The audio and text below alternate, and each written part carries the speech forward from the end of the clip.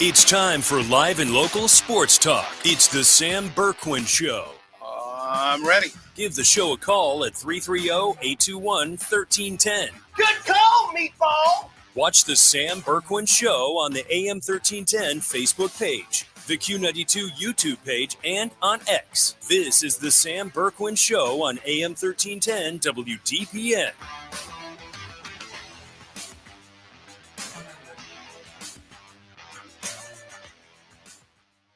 Halliburton has the last 7 points for Indy. And the other way, Neesmith takes off.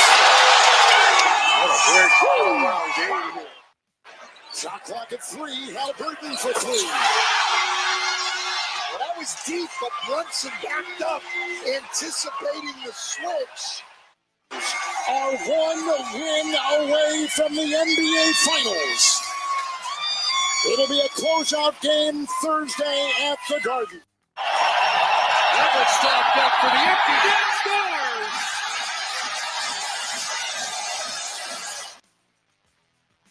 Boy, the excitement last night between Indiana for the Pacers and Knicks. And I know a lot of folks don't follow hockey, but man, this time of the year, come on. Stanley Cup playoffs, conference finals, they were lit in Edmonton last night as their team one win away from going to the Stanley Cup Finals. Lots going on today. Welcome in to the Sam Bourquin Show, AM 1310, WDPN. We are streaming live all over the world from the beautiful Carnation City of Alliance, Ohio, AM 1310, WDPN.com. Don't forget, you can also listen and watch the show on the Q92 Radio Facebook page and the Q92 Radio YouTube channel. Good afternoon, everybody. Has anybody seen the sun today? No? Me neither. Holy mackerel. Maybe tomorrow. If not tomorrow, definitely on Friday. We're gonna see that thing called the sun. It's gonna come out. It's gonna be here. I promise you. I just don't know when. Phone lines are open. 330-821-1310. That's 330-821-1310. Before we kind of set the table for you today, I want to let you know they've just gone to the top of the 8th inning at Progressive Field. The Dodgers lead the Guardians by the score of 4-2. Okay? Going to the top of the 8th inning in Cleveland, Dodgers 4 and the Guardians 2. Cleveland actually took a 1-0 lead in the game. Then the Dodgers put 2 across in the 4th. They got 1 in the 5th. They got 1 in the 7th. The Guards pushed 1 across in the bottom of the 7th. How about this? Cleveland has 2 runs today on 11 base hits. What did I just talk about the other day? Too many guys left on base. Too many times we're not getting runs in. I don't know how many we've left on base today. I got to imagine 500,000 because we've got 11 hits and we've got 2 runs. 4-2 Dodgers. We go to the top of the 8th up in Cleveland on a 56-degree overcast day. I hope the wind is not blowing in downtown Cleveland today. We will stay on top of this one for you, give you some updates, and, of course, when it goes final, we'll have hopefully some good news for you there as well. Sam Bourquin here. Ryan Rainsberg is across the glass, and we are ready to entertain and inform. It is another Sam Bourquin Show poll question of the day. We do that every show, kind of like tie it into the day, get your thoughts on different things. Hey, listen to this. And I usually don't go backwards on the poll question of the day, but today I think we almost have to. Did you see, Ryan Rainsberg, how the poll ended last night? Oh, I did not catch that, but it was where it should have been when I looked before I left. I'm going to tell you. Now, I put the poll question up on X, on my page, at Sam Bourquin 16, at 1310 WDPN, at Q92 Sports. I also put it up on my Facebook page. So there's varying percentages between the Facebook and the X page. But on X last night, or yesterday, I put it up, The Sopranos was running away with it. Like, it wasn't even close. As it should be. And as the time went by, I thought, ooh, okay, maybe this was a pretty good question. Because you only have a good poll question if all 4 of the categories are close. That means you did a good job. If, like, I throw something out there, is A better than B, C, or D? And I put A, B, C, and D, and A gets 99%, and the other 3 get nothing. That's a terrible question. So I thought, well, maybe we didn't do it yesterday. Well, I checked my phone last night about 8:30, 9 o'clock, and Breaking Bad had come out of nowhere to take the lead last night. But then right before midnight, we had a quick surge for The Sopranos, and they won the poll with 36%. Breaking Bad had 34%. And then Game of Thrones at 17 and The Wire at 13. I almost completely agree with that. So Breaking Bad almost pulled off a miraculous comeback yesterday, but they just fell short to The Sopranos. So I kind of wanted to pass that along. I do actually find that a little surprising, just because I feel like Breaking Bad being on regular cable television would have been more widely watched and had more adoring fans, just because The Sopranos is on HBO, so less people have seen it because, less people pay for that. Sure. So yeah, I thought that was pretty wild. So our Sam Bourquin Show poll question of the day today: which is the one thing that you wish you had more of? What's the one thing you wish you had more of? A, money. B, patience. C, free time. Or D, willpower? Out of that list, which is the one that you wish you had more of? Money, patience, free time, or willpower? You can take the you can answer the poll question at Sam Bourquin 16 on X, also at AM 1310 WB and Q92 Sports. What do you think? Which is the one thing you wish you had more of? Money, patience, free time, or power? Or willpower, I should say. All 4, please. I'm going to cheat on my own question. I wish I had more of all 4. All right, coming up on the show today, we'll talk a little guards. We're going to kind of wait until we see what happens today. If the Guardians go on to lose today and get swept by the Dodgers, we may have to take a little more of a deep dive into what's going on.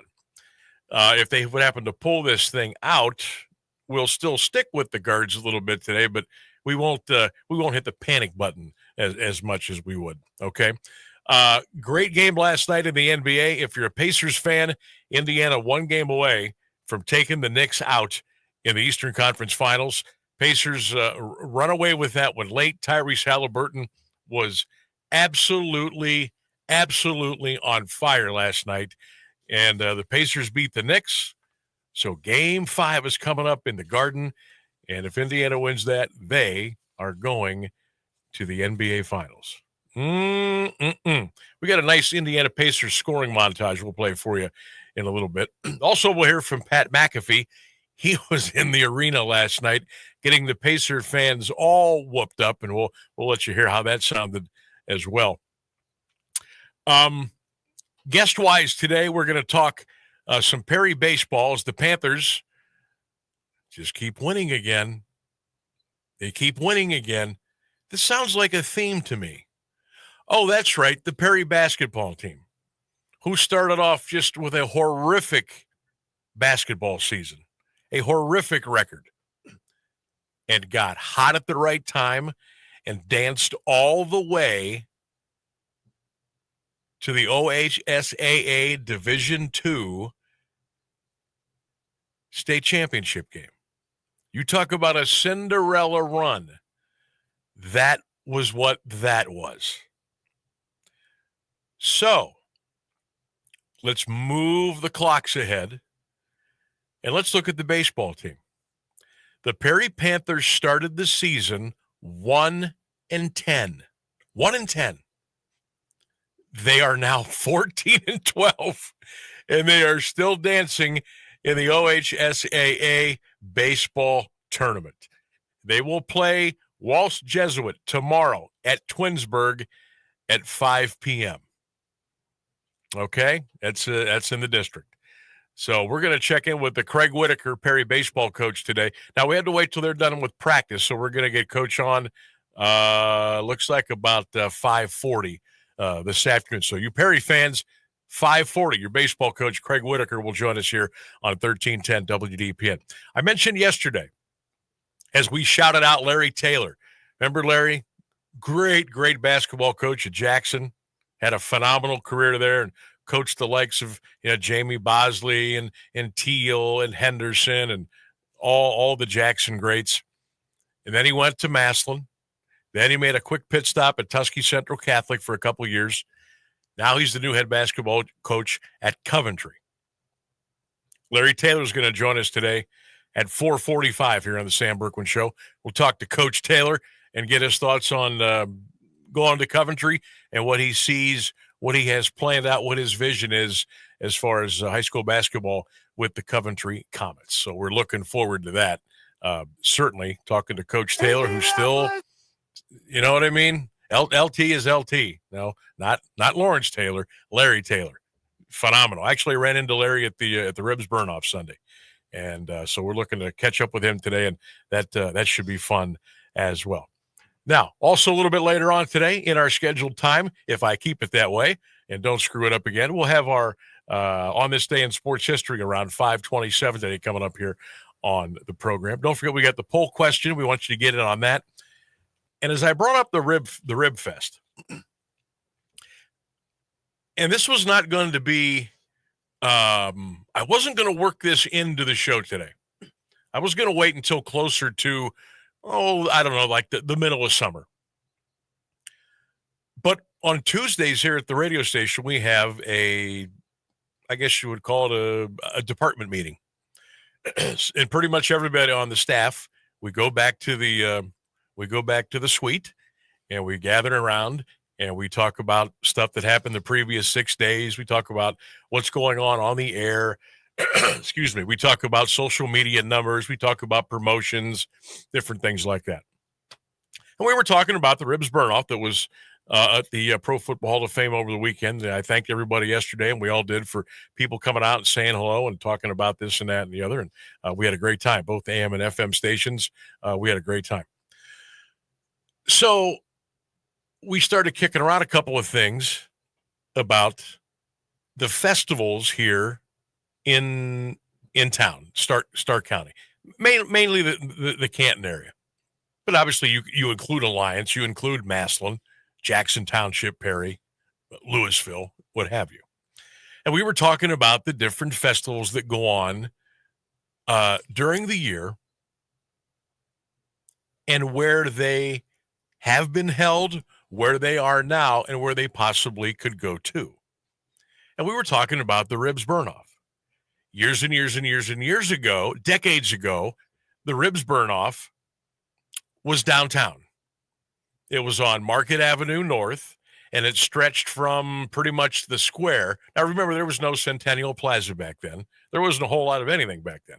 But it started at the square, and I think it would go all the way up to, I don't know, maybe 6th or 7th Street North Market. I know it was at least to the Palace. So that's 6th Street. Maybe it went a little bit further than that. I'm not sure. Maybe even closer down to the library. I can't remember. It's been a long time. So then they moved it out of downtown, which I thought was a bad move. And then they moved it out to the Stark County Fairgrounds. And it was out there for several years. Then it was moved back downtown. Okay, here we go. Always been a big guy on Ribs Fest and blues festivals and stuff like that. Should be downtown. Those kind of events should be downtown. It's the vibe, it's the aura, it's the mingling, the melting pot of people. I've always thought it should be downtown. Despite its parking issues, I always thought that should be downtown. Well, it's now at the Pro Football Hall of Fame, and it's not during the Hall of Fame festival, okay? A couple of minutes before. Now, I got to tell you, I thought it was really good on the grounds of the Pro Football Hall of Fame. I liked the way the setup was. I liked the way they had the vendors set up. I liked where the music stage was on the turf field. They had bleachers set up there. They had lots and lots of, I guess you would call them long picnic tables and chairs. You had the restroom facilities. I thought it was fantastic the way they had it set up. Absolutely. I thought it was really, really good. And the parking wasn't bad either. And then we go to the Hall of Fame Festival Balloon Classic, which years and years and years and years and years and years ago, it was at Weiss Park. Now it's at Kent State Stark. Then the Italian Festival, which started where? On the streets of downtown Canton. And this was like around 10th, 11th, and 12th Street. This was when it first came to pass. I'm talking like 30 plus years ago. Then it went out to the fairgrounds. Now it's going out to Kent Stark. Okay. And by the way, the Balloon Classic, which was at Weiss Park, that also migrated out to Kent Stark. And I'm thinking of all the changes that have been done in downtown Canton. The building up of the Onesto, the building of apartments, the infrastructure, the work that was done on Market by the Square, going south and then heading back north. Obviously, the Centennial Plaza, a huge piece of what they were doing down there when they, got rid of the green space, the Kresge block, and they put the Centennial Plaza down there. They put the Jersey's restaurant down there. I thought, okay, more people were kind of living downtown. People were starting to come down more than just on a First Friday. This is good. And I come to find out now that the Italian Festival is out and it's going out to Kent State Stark. And I got nothing against Kent Stark, but that's where I go for the Balloon Classic. That's where I go to watch the fireworks. That's where I go for that. That's where we all go for that.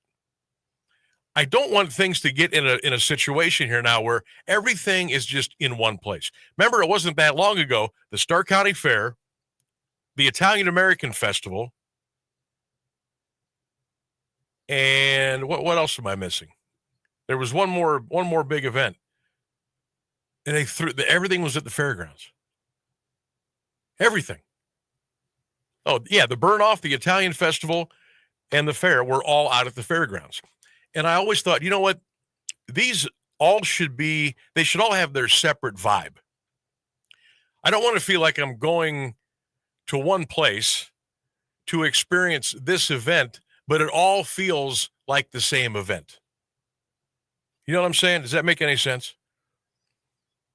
I think they should all kind of stand alone. That's why the whole downtown thing, I thought things stood alone. Okay, you got the balloon thing, Kent Stark. Cool. You got the fair at the Stark County Fairgrounds. Okay. Ribs burn off, Italian Festival, downtown. Okay. That's the way I kind of think it should be. But now things are kind of moving around again. And I just kind of wondered how everybody felt about that. And do you like the way things are currently as far as the Ribs burn off at the Hall of Fame, the Balloon Classic at Kent Stark, the Italian Festival now at Kent Stark? Now, I know the Blues Fest is still downtown, but I'm not sure what else is, especially to build up and be around that Centennial Plaza. Where do you guys and gals come out on that? 330-821-1310. That's 330-821-1310. You can also text the show with your answers, with your thoughts at 330-924-7088. Or is there a different area, a different place that you would like to see one or more of these events move to, and you think it would run a little better? It would be more of an event, so to speak. I just don't want to just throw everything to one place and just call it something else. I think they all three need to kind of like stand alone. But I will say this. I will not be upset if the Ribs burn-off stays at the Pro Football Hall of Fame. Now, obviously, you can't do that during the Hall of Fame festival and the enshrine because you just can't. There's just way too much stuff going on. So they've decided to put it on Memorial Day weekend, and that gives everybody at the hall a chance to exhale for about a month or so before you start getting ready, really start digging in to get ready for the Pro Football Hall of Fame Enshrinement Festival. And I know the Hall of Fame's hugely involved there. Guardians just tied the game, by the way, 4-4, 8th inning. I know the Chamber is involved in a lot of different things. There's a lot of different moving parts that are moving here. But what say you on our big events and where they're located? How could we make them better? Or would you like to see them maybe moved somewhere else within the area? Is there, a big space of land you think would be better, a different area perhaps with better parking, perhaps with more room? Or do we need to scale some of this down a little bit where you don't need all the crazy amounts of space? Just kind of want to pick your brains on that a little bit today and get into that discussion. All right, we got the news. We got the weather coming up. Still no sign of the sun. Hopefully tomorrow or Friday. Phones are open, 330-821-1310. It's the Sam Bourquin Show on 1310 WDPN. Here's the latest news on AM 1310 WDPN. Good afternoon. It's 3:30. Israeli Prime Minister Benjamin Netanyahu says the man believed to be the head of Hamas's armed wing, Mohammed Sinwar, has been killed, apparently confirming his death in a recent strike in the Gaza Strip. There was no confirmation from Hamas. Sinwar is the younger brother of Yahya Sinwar, the Hamas leader who helped mastermind the October 7th, 2023 attack that started the Israel-Hamas war. He was killed by Israeli forces last October. Israeli strikes have decimated Hamas's Gaza leadership during the 19-month war, but the militant group has maintained its rule over parts of Gaza not seized by Israel and still holds dozens of hostages. President Trump says he warned Israeli Prime Minister Benjamin Netanyahu about his actions while talks between the U.S. and Iran are ongoing regarding a potential nuclear agreement. Did you warn Prime Minister Netanyahu against taking some sort of actions that could disrupt the talks there in a phone call last week? Well, I'd like to be honest. Yes, I did. Trump made the comments at the White House today. The head of the UN Atomic Watchdog Agency has said that the jury is still out in regards to talks between Iran and the U.S., but also said it's a good sign they are talking. President Trump is expressing frustration with Russia and Ukraine after his deadline for them to come up with a ceasefire agreement passed. Trump said that Russian President Vladimir Putin is playing with fire, but wouldn't specify what action he would take or when if the fighting in Ukraine continues. But the president says he's giving both sides another 2 weeks. Asked by a reporter on what's keeping him from issuing new sanctions on Russia, Trump had this to say. Only the fact that if I think I'm close to getting a deal, I don't want to screw it up by doing that. President Trump says he's considering pardoning the men convicted of conspiring to kidnap Michigan's governor, Gretchen Whitmer. He told reporters today, "I will take a look at it. It's been brought to my attention." The president also said he watched the trial, and in his words, it looked to me like somewhat of a railroad job. The two men were convicted in 2022 of organizing a plot to whip up anti-government extremists just before the 2020 presidential election and kidnap Whitmer. It's been a busy day of testimony today in the racketeering and sex trafficking trial of Sean Diddy Combs.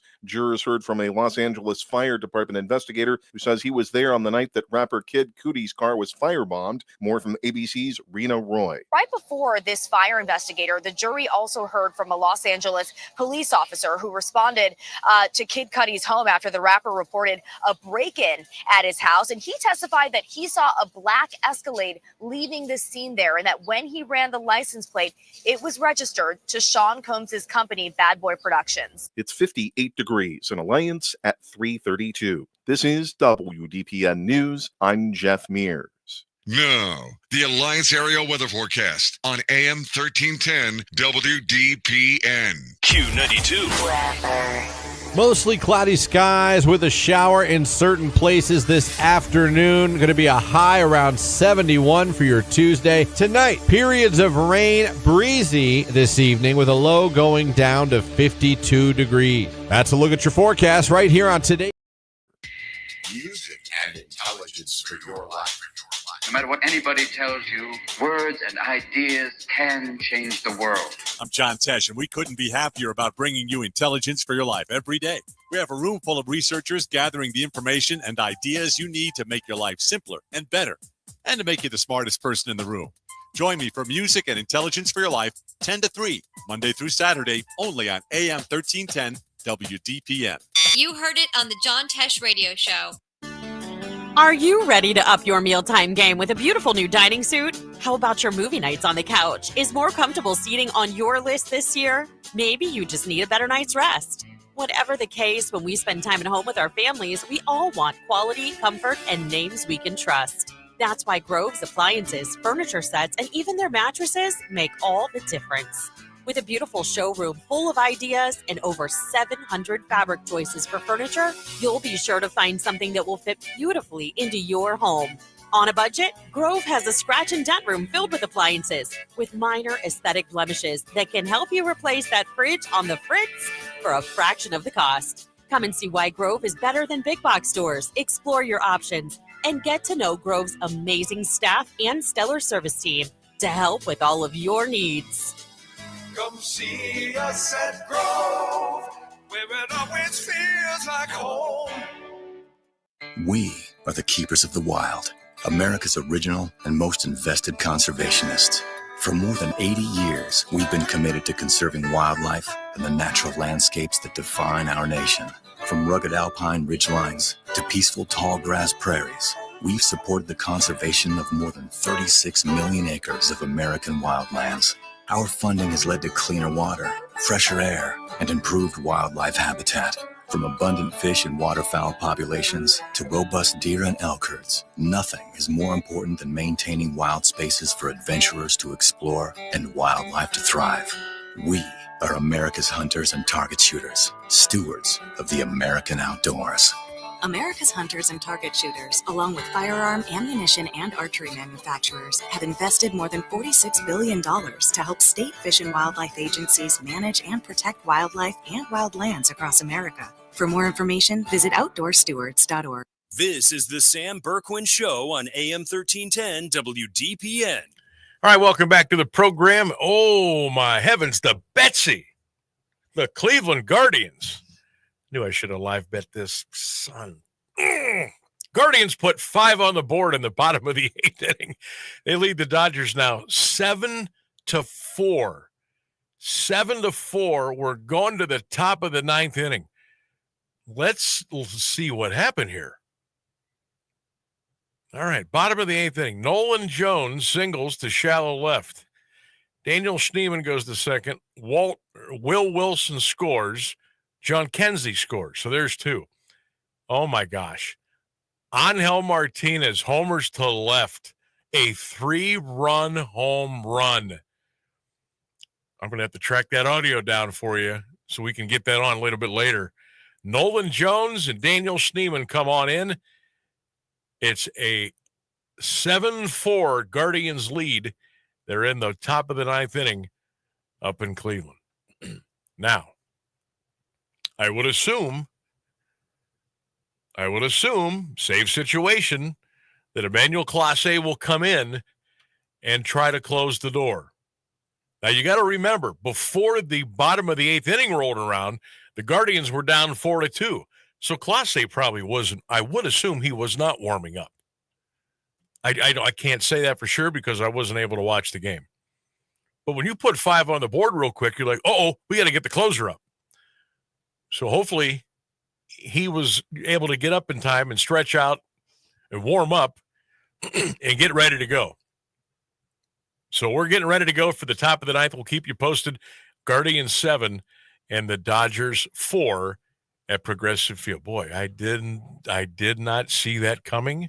All right, our Sam Bourquin Show poll question of the day. Which is the one thing that you wish you had more of? Money, patience, free time, or willpower? Hit us up on the social media platforms, or you can give us a ring at 330-821-1310. You can always text, and we'll read those for you as well. Love doing that. The interaction there, as always, 330-924-7088. Tony Ramos says, give me more money. Gary says, money. Bill Wright, the pride of Canton South, he says, I wish I had more willpower. Jimmy Baumgartner says, money. Mary Jane says, wish I had more time. I wish I had more free time. Pam says, money. She's got about 15 money emojis. She must want that money. Coach Don Thorley, good to hear from you, Coach. He says, I need more free time. Doug Parton says, A, B, C, and D. I agree. Peggy says, more money. Kathy Waltz says, give me more patience. Kim down in Texas says, patience with money. That's not one of the answers. Eric says, free time would be good.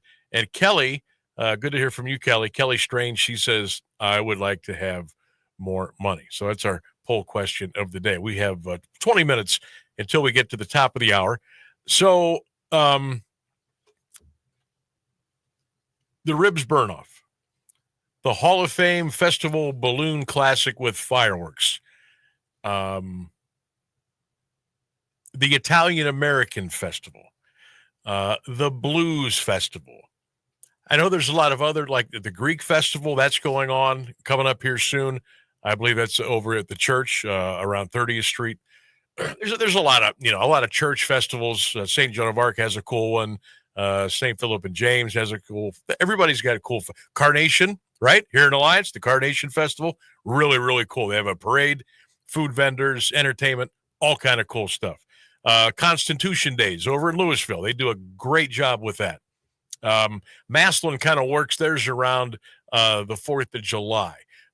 Lots of folks enjoy going to the car cruise-in, car shows, the cruise-in kind of deals. There's a lot of those going on.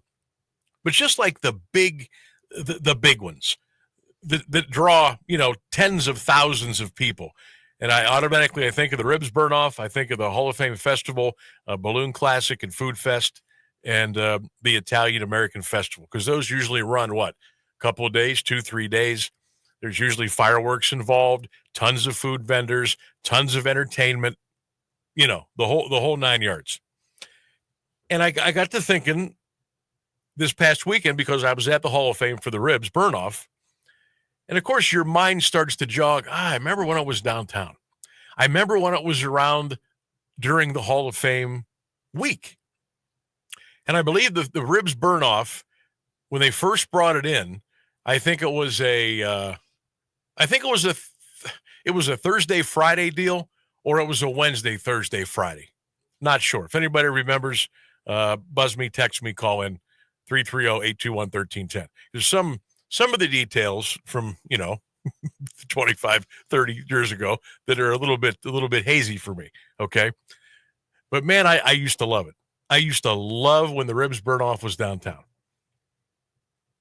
Now, partially, that's because I worked downtown. But even before that, still had to hop in the car, whether I went down with friends or family, whatever. We had to go downtown and mill about. I just thought it was great.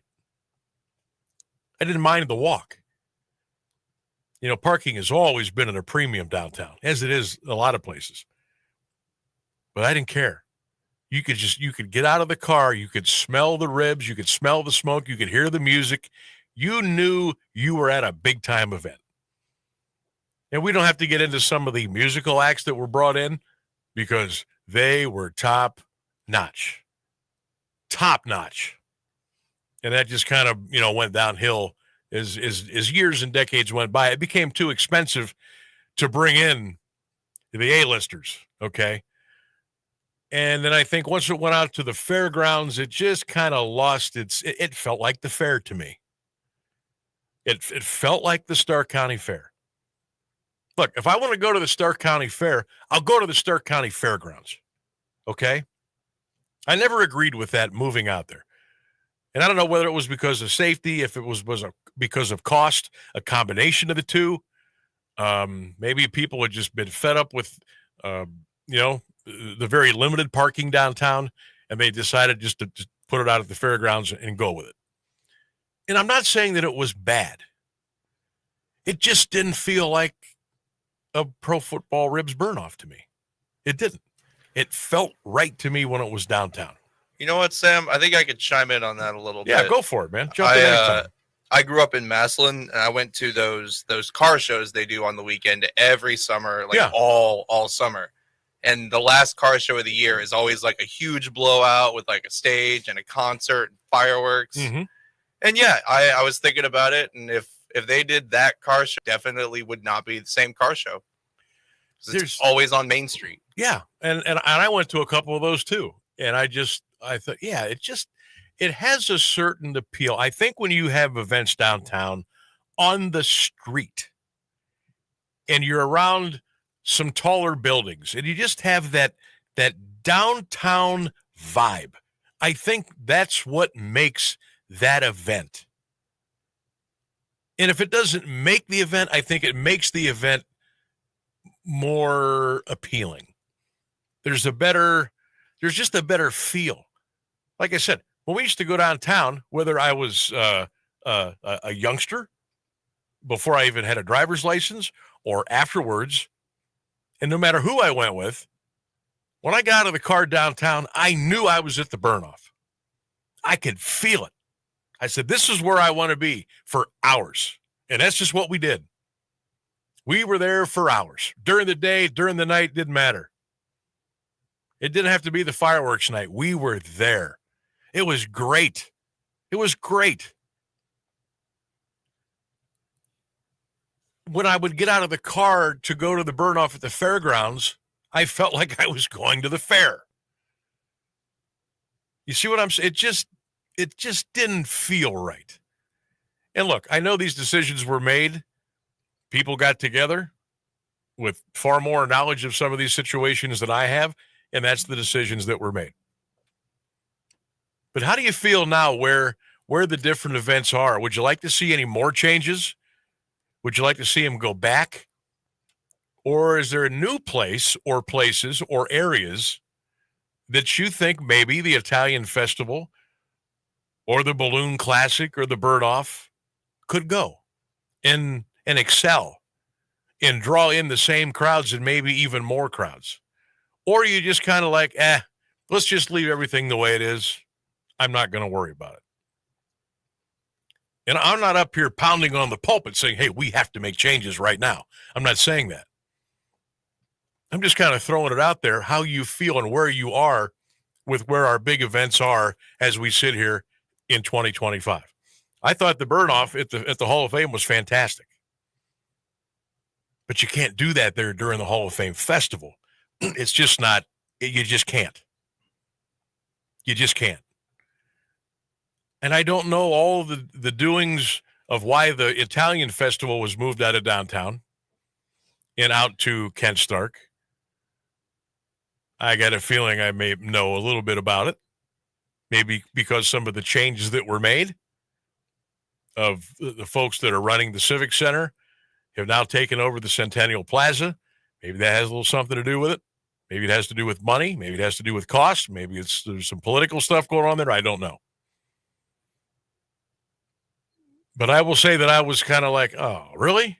I was a little disappointed when I found out that the Italian Festival was moving out of downtown to go out to Kent Stark. And again, nothing against Kent Stark. Nothing. It's a great school, great campus, great people. I'm not saying that. But when I go to Kent Stark, I go for the Balloon Classic and the Food Festival and the entertainment. I go there for the Hall of Fame vibe. Because I know when that event rolls around, we are getting close to the big week, okay? We're getting close to the game. We're getting close to the enshrinement. We're getting close to the parade. We're getting close to the fashion show, the enshrinees dinner. We're getting close to that. I know when the big event rolls out to Kent Stark with the balloons and everything, I know we're getting close. We're starting to kick things off, okay? That gets me fired up. That gets me excited. Makes me proud. How do you feel about all that? Or am I kind of just barking up the wrong tree here? Are you happy with all the events and where they are at, or would you like to see some changes? And what could possibly make them better? 330-83. Look, I'm trying to give a Maslin exchange. 330-821-1310. That's 330-821-1310. You can text the show, 330-924-7088. Also, our Sam Bourquin Show poll question of the day. Which is the one thing that you wish you had more of? A, money, B, patience, C, free time, or D, willpower? Hit us up on all of our social media platforms. Rainsburg, you said our good friend Buck from Louisville had some comments over there. He does. He sent in the text today. He says he's got 2 questions for you. First of all, he wants to know if you can name all the guys that batted second in Cleveland lineup after 55 games. And he also would like you to he would also wonder how you feel about this trade. He said, send Garland to Orlando for Jalen Suggs. Garland for Jalen Suggs. Yep. Let me write this down here. That's just a straight up trade, huh? That looks like it, yeah. Garland for Suggs. All right, now Suggs is the young fellow from Gonzaga, I believe. Obviously, I know where Darius Garland.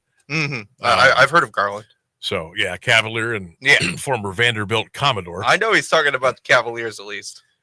Garland for Suggs, straight up. Oh, my gosh. You know what? I can't sit here and tell you that I watched a ton of Orlando Magic basketball games because I haven't. Only when the Cavs played them, probably. I'd have to do a little bit more. Let me do a little bit more of a deep dive on Suggs and his numbers, his contract situation, and what he's done in the league before I don't want to just answer that blindfolded. So, Buck, I will do a little due diligence on that for you during one of our breaks. I'll keep him on top of it, Buck. Okay. I'll make sure he does that. And the other question was how many tribe? Oh my God! He said, I don't care how many Indians batters have batted second this year after 55 games. Well, I know Bo Naylor did last night, and when I saw that, I about fell out of the chair. So I'm going to sit here and say after 55 games, there's probably been about 15 different guys who have hit second in the lineup. He is and I have no idea. You to be able to name them, I think. He said, can you name all the guys? To name them? Aha, yes. Oh, my gosh, Buck. No, Buck I can't do that. Buck is giving you plenty of stuff to fill time with. I guess. He's looking for a history lesson. Buck, I'm going to need the rest of the week to compile all that information, and I will get back to you. We'll get you a list, and we'll post it. Right.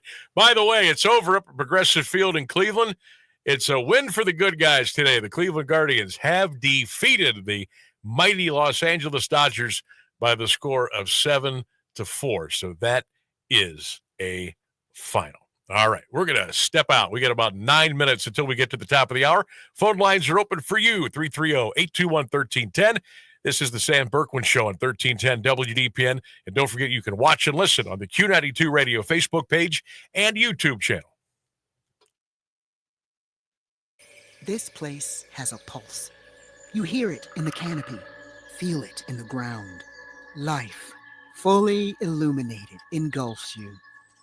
From the birds singing in the treetops above to the tiniest insects in the soil below, you take a deep, cleansing breath, filling your lungs with the essence of the forest.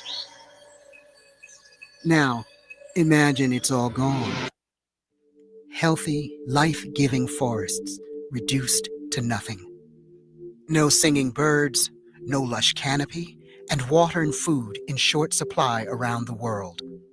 Time is running out to protect our forests, and without our love, they can and will disappear. It's our choice. Love it or lose it. Help protect our forests. Visit World Wildlife Fund at wwf.org/love. Hi, I'm Connie Britton, and I want to share with you the experience of Donna in Washington. She writes, I got injured about 5 years ago. I was let go when, because of the injury, I couldn't keep up with my schedule. I've tried to find other work, but I'm 68 now. No one wants to hire someone that old. This week is tough, though, because I had to get my tooth fixed. So I only have $10 in my checking account. But it will be okay. I at least have food because of this pantry. Millions of people face hunger. Some every day, just like Donna. The Feeding America network of food banks helps provide over 6 billion meals to people in need each year. Learn more at feedingamerica.org. Feeding America, 200 food banks strong. We're with Bridget, whose husband won't be home for months, and whose daughter is due any day. We're with Mike, who's leaving home to protect his family and yours. We're with all service members and their families who need community, connection, and maybe a bit of magic. Are you with them? Learn more at uso.org today. You're listening to the Sam Bourquin Show on AM 1310 WDPN. All right, welcome back. About 6 minutes until we get to the top of the hour. Want to involve you in the conversation today. 330-821-1310. Text the show, 330-924-7088. Guardians 7, Dodgers 4. That is a final score up in Cleveland. So that is good to see. I thought they were going to get swept today. I really did. But Guardians got 5 in the bottom of the 8th inning, and they took care of business. The way to go. Way to go. The Fighting Voters picked up a big win here today. Our good buddy Sam Amico from Amico Hoops and hoopswire.com, whom we had on the program a couple of times during the Cavaliers playoff run. He just posted on Hoopswire. It says, report, Cavaliers could trade Jarrett Allen and Darius Garland during the offseason. I just saw the post. I'll have to read it during the break. But that's interesting. Now, Buck just called in. He said, would you trade Garland straight up for Suggs? I don't know. I mean, is Darius Garland, he's so young still. Has he reached he hasn't reached his ceiling, has he? There's no way. He's just starting to, he's in his young 20s yet. It seems like he's been here longer, but he really hasn't. I don't know if I want to pull the plug on him yet, but maybe I've seen enough of what he does and what he is going to do, and maybe there's some limitations there, and maybe I've seen enough. Maybe this is his ceiling. Maybe he can, he'll start to maybe shoot a higher percentage, or he will improve his assist-to-turnover ratio. I don't know that. If I could sit here and say, hey, he's going to do those two things, no qualms, then I'm not getting rid of him. But I don't know. Maybe Darius, maybe he is what he is. I don't know. Now, Jarrett Allen, I am open to trading because he's not going to get any better in the area that I need him to get better. And that's to be tough and aggressive and a little nasty. That's not who Jarrett Allen is. Jarrett Allen will never become that. So I think I've seen enough there. I would be willing to move off of Jarrett Allen. He's just too damn nice of a guy. He is. And that's okay. But not on the NBA hardwood during the playoffs in May and June. But if I see that, everybody else sees that. So the Cavaliers are not going to be able to pull the wool over anybody's eyes in the NBA. They're not going to be able to hoodwink an NBA general manager. It's not going to happen. If you move Jarrett, you're probably going to have to package him with somebody else. Maybe a Darius Garland. Maybe a DeAndre Hunter. I don't know. I'm sure those talks are going on as we speak. Don't know with what teams, but I'm sure that Dan Gilbert has instructed Kobe Altman to figure something out. This is what we pay you for. Figure something out. I just don't know if I want to give up Garland 1-for-1 for Jalen Suggs. I would listen to an offer for Jared Allen if I would have to include, if I absolutely have to include Garland, maybe I make the move, but it depends who it's for. What am I getting in return? That's all that is. Got a text here from Sean. Says, what is Buck smoking? I don't know. I think Buck just likes to keep us on our toes. I'm just passing that along. Yeah, there's a lot of questions that need to be answered for the Cavaliers during the offseason. A lot of questions need to be answered. All right, we got the news. We got the weather coming up at the top of the hour.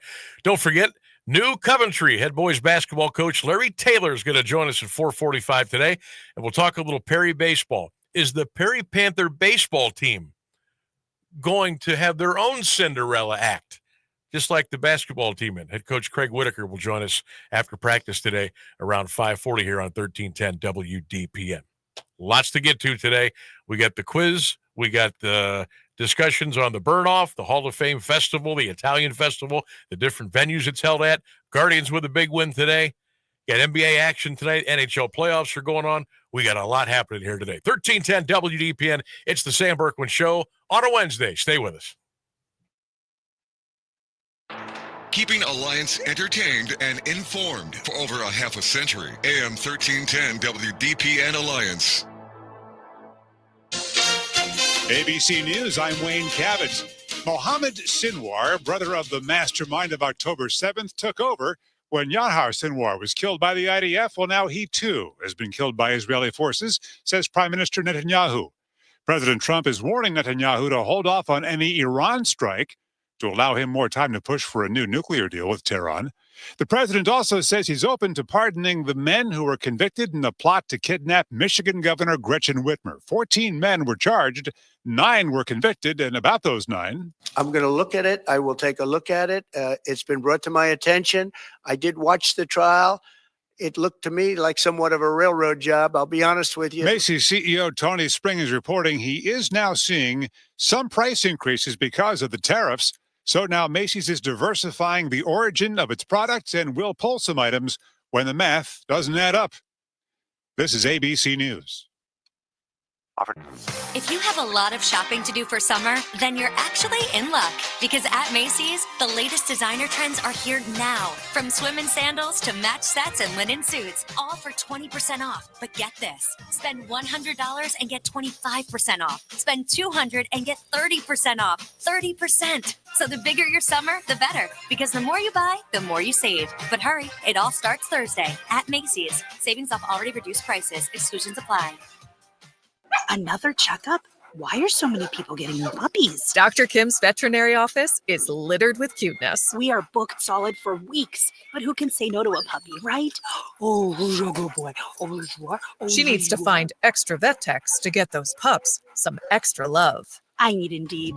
Indeed you do. When you sponsor a job on Indeed, candidates can find it easier, so you can hire easier. Redeem your $75 credit at Indeed.com/credit. Terms and conditions apply. Now, the latest Alliance area news from Jeff Mears on AM 1310 WDPN. Good afternoon. It's 4:02. A woman is behind bars, accused of causing an explosion at a North Canton home while 3 people were asleep inside. 42-year-old Leslie Schaefer of Canton was arrested Tuesday on warrants charging her with aggravated arson, felonious assault, a weapon charge, and menacing by stalking. Her arraignment is set for tomorrow in Canton Municipal Court. Schaefer allegedly set off the explosion in the 1600 block of Meadow Lane Drive Southeast, May 16th. The blast caused a fire. She also is accused of shooting through a bedroom window. The round passed several feet from the victims. Schaefer also reportedly waited for them outside their home and in a Starbucks parking lot and messaged them through an app pretending to be other people between May 1st and 16th. The victim of a weekend shooting in Jackson Township is recovering from their injuries. Police were called to the 5600 block of Lassiter Street Northwest around 9:40 Saturday night for a report of shots fired. One person was shot twice in the leg. They were taken to Mercy Hospital. Police say two cousins were arguing when one of them pulled a gun and shot the other. The case will be turned over to the prosecutor's office to determine if charges will be filed. An investigation continues. A Memorial Day fire has temporarily displaced residents of an Alliance group home for the developmentally disabled. Firefighters responded to the first block of East College Street around 8 a.m. Smoke was coming from the roof. The residents were evacuated. Staff reported they believed an electrical fire had taken place. Crews discovered flames in the ceiling of an upstairs bathroom. The blaze was limited to the bathroom and attic area. Damage is estimated at several $1,000s. Crews from Sebring and Washington Township assisted at the scene. The cause is under investigation. Sebring is moving forward with an upgrade of part of its water treatment system. Council on Tuesday approved a resolution allowing the village manager to apply for a $940,000 loan through the Ohio EPA. The funds will go toward replacement of residential water meters and billing software. The loan will be at 1% interest for a maximum of 20 years. Water customers will pay a $25 fee per quarter for 5 years to cover the expense. Council also passed a resolution opposing a proposal to change state law to remove a requirement that a county engineer be a registered professional surveyor. Officials say elimination of the mandate would likely force counties to contract out surveying services. Danielle Menning has officially won the Republican nomination for Columbiana County Municipal Court. Elections officials conducted an automatic recount and certified it Tuesday. They determined Menning remained 33 votes ahead of Judge Kelly Linger for the nomination. Menning defeated Linger by 33 votes in this month's primary. No Democrats filed for the post, so Menning will be the only candidate for the judicial post in November. The Columbiana County grand jury will consider a possible indictment of a man charged with pandering obscenity and drug paraphernalia. The case of 42-year-old John McFarland of Lisbon was found over Tuesday after he waived his right to a preliminary hearing in county municipal court. He allegedly sent a video showing a male juvenile engaged in sexual conduct through social media in October 2022. McFarland is also accused of emailing 9 videos depicting minors taking part in sex acts. Authorities reportedly found him in possession of several videos showing children being sexually assaulted or engaging in sexual activity last week. McFarland is a substitute teacher for the Columbiana County Educational Service Center. He has been suspended. A woman is headed to prison for providing drugs that caused the overdoses of 6 people at the Ravenna Eagles Club last year. 40-year-old Jamie Perry of Ravenna Township was sentenced Tuesday in Portage County Common Pleas Court to 4 to 6 years behind bars. She pleaded guilty in February to charges of corrupting another with drugs and trafficking in a fentanyl-related compound. EMS responded to the club on Cleveland Road for an unresponsive man in June 2024. 4 other men and a woman were also treated. They all recovered. Investigators said the club cooperated with the investigation and there was no evidence it was responsible for the incident. A man has pleaded guilty to charges stemming from a fatal 2-vehicle crash in Youngstown. 32-year-old Brandon Kennedy of Youngstown today entered the pleas to aggravated vehicular homicide and vehicular assault. He will be sentenced in Mahoning County Common Pleas Court July 11th. Prosecutors are recommending 8 to 11 years in prison. Police said Kennedy was speeding when he drove through a stop sign at Juanita and Alameda Avenues in November 2023. His car collided with a vehicle as it passed through the intersection. Kennedy's passenger, a 12-year-old boy, died in the wreck. Kennedy and the other driver were taken to a hospital with injuries. A Warren man previously sentenced for animal cruelty is back in jail after a judge found him guilty of a probation violation. 45-year-old Randall Charlton was convicted Tuesday in Warren Municipal Court. He was booked at the Trumbull County Jail the same day. The animal cruelty charge resulted from the discovery of an emaciated dog found under a pile of garbage at a local trash facility. Charlton pleaded guilty to 1 count of animal cruelty last month. He was sentenced to 5 days in jail and 3 years probation. The probation violation stemmed from a May 4th visit to Charlton's home, where 3 dogs were found in a pen. Youngstown State University has received a $1 million donation that will be put toward the ongoing renovation of Kilcawley Center. It comes from Flor Shorty Navarro and is in memory of his wife, Elba. The outdoor patio will be named the Shorty and Elba Navarro Outdoor Patio. The first phase of renovations began earlier this month. Completion is expected in fall 2027. It's 59 degrees in Alliance at 4:07. This is the local edition of WDPN News. The forecast is up next, a service of Canterbury Villa of Alliance. I'm Jeff Mears. Here's the latest forecast on AM 1310 WDPN. Q92. Mostly cloudy skies with a shower in certain places this afternoon. Going to be a high around 71 for your Tuesday. Tonight, periods of rain, breezy this evening with a low going down to 52 degrees. That's a look at your forecast right here on today's Hit Music. ones to a place that cares and a place that they can trust. They'll find a place that feels like home at Canterbury Villa in Alliance. They will provide the highest level of care to their residents when it comes to skilled nursing, rehabilitation, long-term care, and Alzheimer's care. At Canterbury Villa, your loved ones become family. Located on Freshley Avenue, schedule a free visit today by calling 330-821-4000 and ask for Samantha Nutter. At Canterbury Villa, they walk the talk.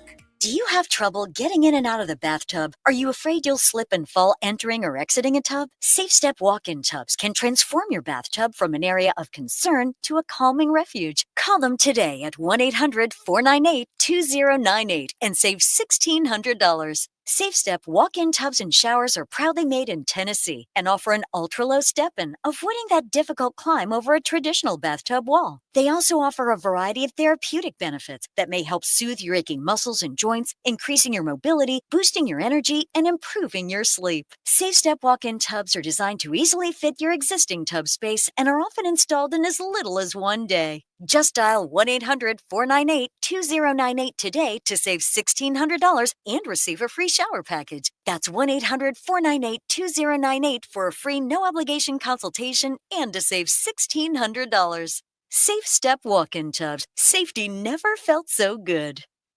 Standing at the edge of a rocky shore, you breathe in the cool, salty air, watching the sun disappear on the horizon. Across the globe, someone begins their day along a sandy beach, listening to the rhythm of the crashing waves. You each envision a world beneath the water, vibrant life in every imaginable form. Now, imagine it's all gone. What was once a place of wonder and beauty is now a dull, lifeless wasteland. Food, jobs, medicine, all gifts from the ocean, all gone. Time is running out to protect our oceans, and without our love, everything the oceans provide can and will disappear. It's our choice. Love it or lose it. Help protect our oceans. Visit World Wildlife Fund at wwf.org/love.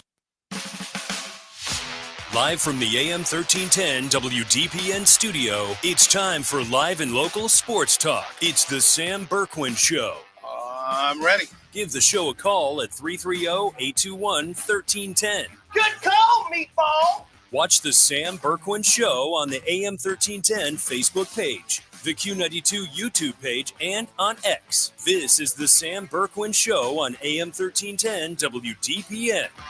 Halliburton has the last 7 points for Indy. And the other way, Neesmith takes off. Shot clock at 3. Halliburton for 3. Well, that was deep, but Brunson backed up, anticipating the switch. Are 1 win away from the NBA Finals. It'll be a closeout game Thursday at the Garden. Level stopped up for the empty net, scores! Boy, lots of excitement last night in the world of sports. And we got a little excitement of our own today, just ending up in Progressive Field. Hit high and deep to left. Goodbye.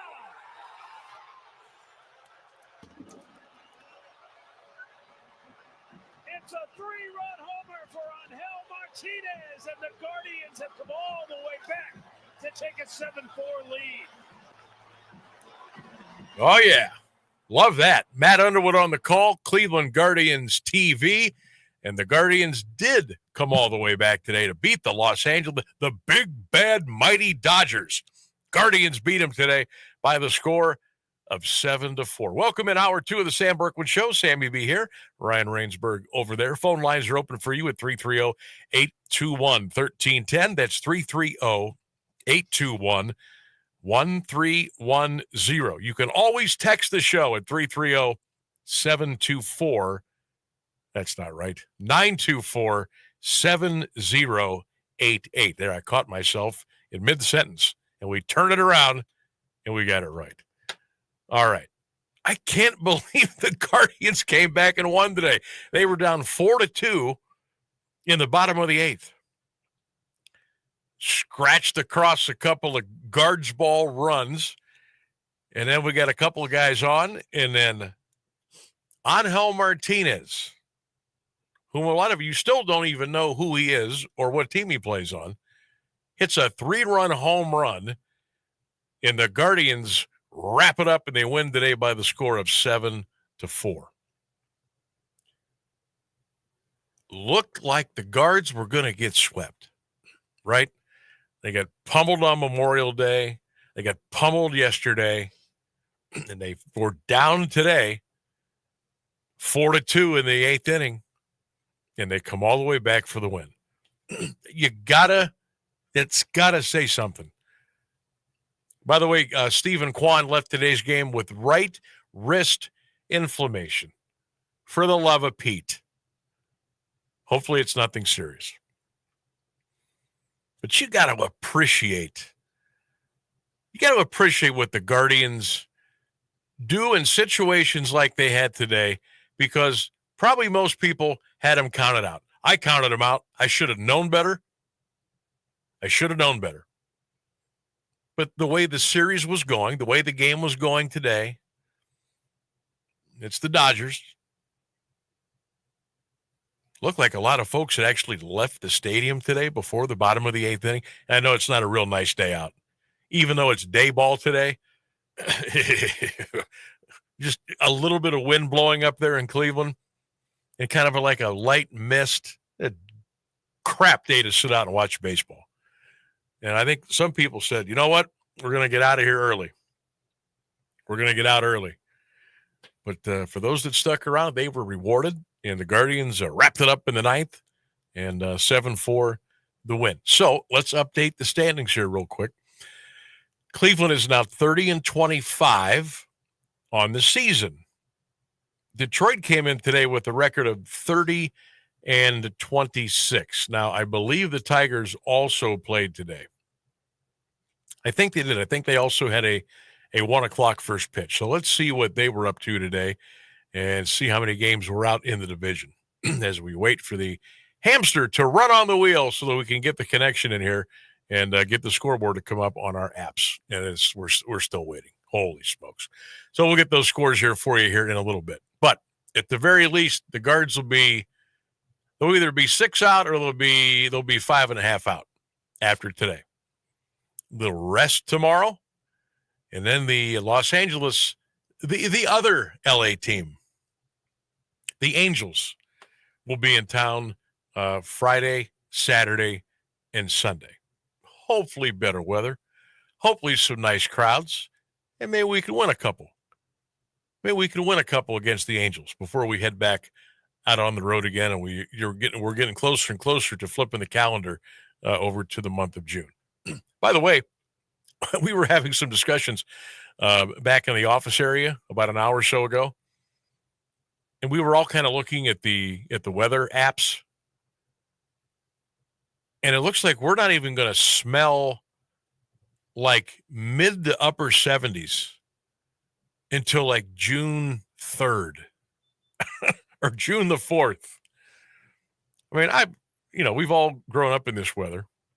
We all talk about Northeast Ohio. Wait 10 minutes, wait 15 minutes, the weather will change. Is it me, or has this been just a brutal weather situation for May? I mean, we know how rainy April was. And not only was May wet, it was chilly. And I'm looking at the extended forecast going, hey, we're 70. We're 72. We're 75. We're going to be in June, for crying out loud. But it looks like it's going to be a while. All right. Baseball scores from today.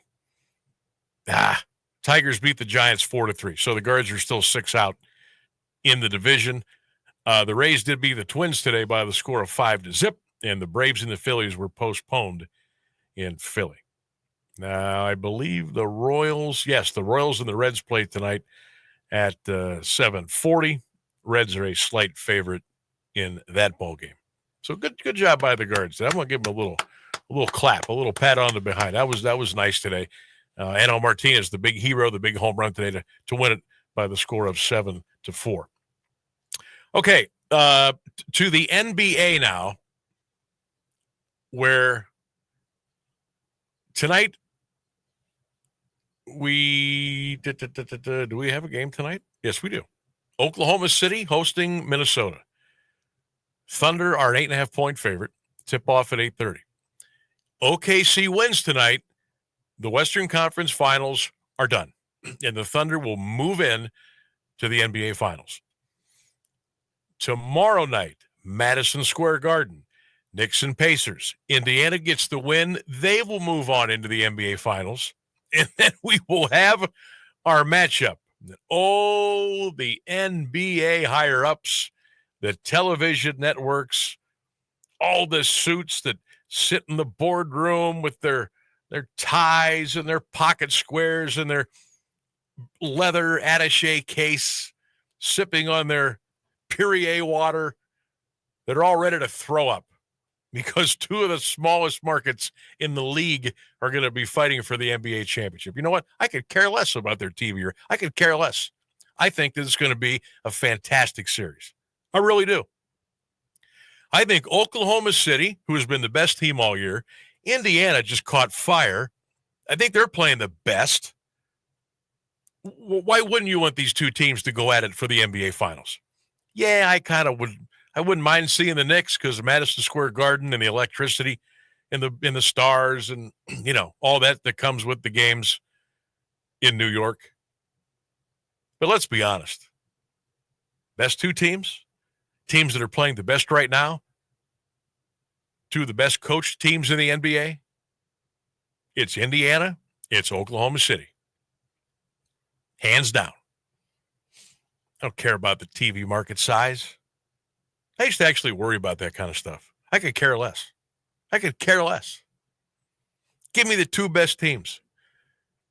Give me those raucous fan bases. Give me the Gainbridge Fieldhouse. Give me the place in Oklahoma City where they basically tear the walls down in that place because it gets so loud. Hey, these two teams are not void of star power. Shea Gilgeous-Alexander, Tyrese Halliburton. Hey, let me watch those two guys go one-on-one right now. And the other pieces around them. I think it's going to be fantastic. Now, I could be all wet, and the Knicks could come back and win this series, and I'd be okay with that too. But give me the two best teams playing for the Larry O'Brien Trophy. Give me OKC, give me Indiana. I think the Thunder win tonight. I would be stunned. No, I shouldn't say that. I would be surprised if the Timberwolves would rally tonight and beat the Thunder. I would be surprised. Rainsburg, you going to watch the game tonight? Or am I going to have to text you reminders? And I might watch the highlights tomorrow. Okay. I will say this: if OKC and Indiana both go to the playoffs, I might have to watch that series because that will be really good basketball. I think you should watch. I think you should not watch the best basketball possible. I think you should have watch parties at your house. No, none of my friends would come over. Matter of fact, I'm going to send out about 150 invitations. I'm really stepping outside of my social group on this one. I'm going to put your address on them, and it's going to be come to the Rainsburg Festival of Hoops, and we're going to have a big watch party for the NBA Finals. There will be no food and there will be no chairs. Because this is not my event and I am not planning it. I am abstaining from this event. What about BYOF? That's fine. You can bring your own anything. Bring your own food. Right? Yeah. You can't beat that. I think that would be fantastic. I think it's fine. I'll have everybody from the stations come from 1310 and we're going to bring them all. We'll get Clint to come over. We'll have Nicolina, we'll have Christian and Lauren. We'll have Jeff Mears. We'll have everybody come over. Oh, we'll have the chairman of the board, DP. This is going to be fun. I can't wait. How much notice do I get on this? When's this game? Is this tonight? I might be able to tell you to start sending invitations out on Friday. Ooh, God. And that'll give you about 4 or 5 days. I have to clean the entire house first. That's all right. What's wrong with that? That's good, right? Clean house? Yeah, sure. Because you want to have it clean anyway. Yeah, definitely. Right? Okay. All right. I'll have to come over and give the final inspection before we send these invitations. Holy smokes. Hey, by the way, for those of you that didn't get a chance to watch the game last night, I got a couple things I want to play. We're going to kind of do these out of order, and I apologize for that. But you got them right there. I want to take you back to the field house last night. Before the game, everybody's favorite ESPN celebrity, Pat McAfee, was there. And he was trying to whip the crowd into a frenzy right before tip-off last night. Indianapolis, Indiana. We got some big wigs from the big city in the building. Spike Lee is here. Ben Stiller is here. Timothy Chalamet is here. Let's send these sons of bitches back to New York with their ears ringing. Let's turn this. Oh! McAfee. Yeah, we had to bleep a couple things out there, but you get the gist of it. So then what happened? The Pacers went out and they put on a scoring montage to take the Knicks out and get ready for a possible closeout in the Garden tomorrow night. Halliburton, long three. On the deflection. That number. 3-on-1, Halliburton to Toppin. No question. I think he's looking over his shoulder, so to speak. Halliburton with a three. So you can't put too much into it. Halliburton works his way in and scoops it hard. Got numbers. Halliburton underneath Siakam. Out. Siakam. Halliburton got it. Back inside. Conley got it. Wear on Jalen Brunson over the course of this series more than it is to just stop one shot. Shot clock at 3. Halliburton for 3. Well, that was deep, but Brunson backed up. Goes on top. It's Toppin for 3. Good! That'll do it. And that'll do it. That audio courtesy of TNT. Kevin Harlan, Coach Stan Van Gundy, Reggie Miller. Pacers put the Knicks away last night, and they'll try to close it out tomorrow in NYC. We'll take a break. We're coming up close to the bottom of the hour. 330-821-1310 is the number. Hang out with us here at the Sam Bourquin Show. What do you say? 1310 WDPN.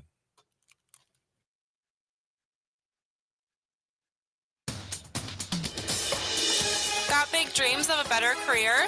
Whether you're looking to learn new skills or level up in your current field, Ohio Means Jobs, Stark and Tuscarawas counties is here to help you turn that daydream into your day job. We'll take care of your training costs so you can focus on building the skills you need for a brighter future in fields such as healthcare or skilled trades. Call us or visit our website at omjwork.com to learn more, because your future is closer than you think. Hi, I'm Connie Britton, and I want to share with you the experience of Donna in Washington. She writes, I got injured about 5 years ago. I was let go when, because of the injury, I couldn't keep up with my schedule. I've tried to find other work, but I'm 68 now. No one wants to hire someone that old. This week is tough, though, because I had to get my tooth fixed. So I only have $10 in my checking account. But it will be okay. I at least have food because of this pantry. Millions of people face hunger. Some every day, just like Donna. The Feeding America network of food banks helps provide over 6 billion meals to people in need each year. Learn more at feedingamerica.org. Feeding America, 200 food banks strong. Hey, everything okay? Yes, I'm fine. Honey. Hey, I'm here for you. Tell me about school today. When kids can't find the right words, music can help them sound it out. Talk to the kids in your life about their emotional well-being. Find tools and resources at sounditouttogether.org. Brought to you by the Ad Council and Pivotal Ventures.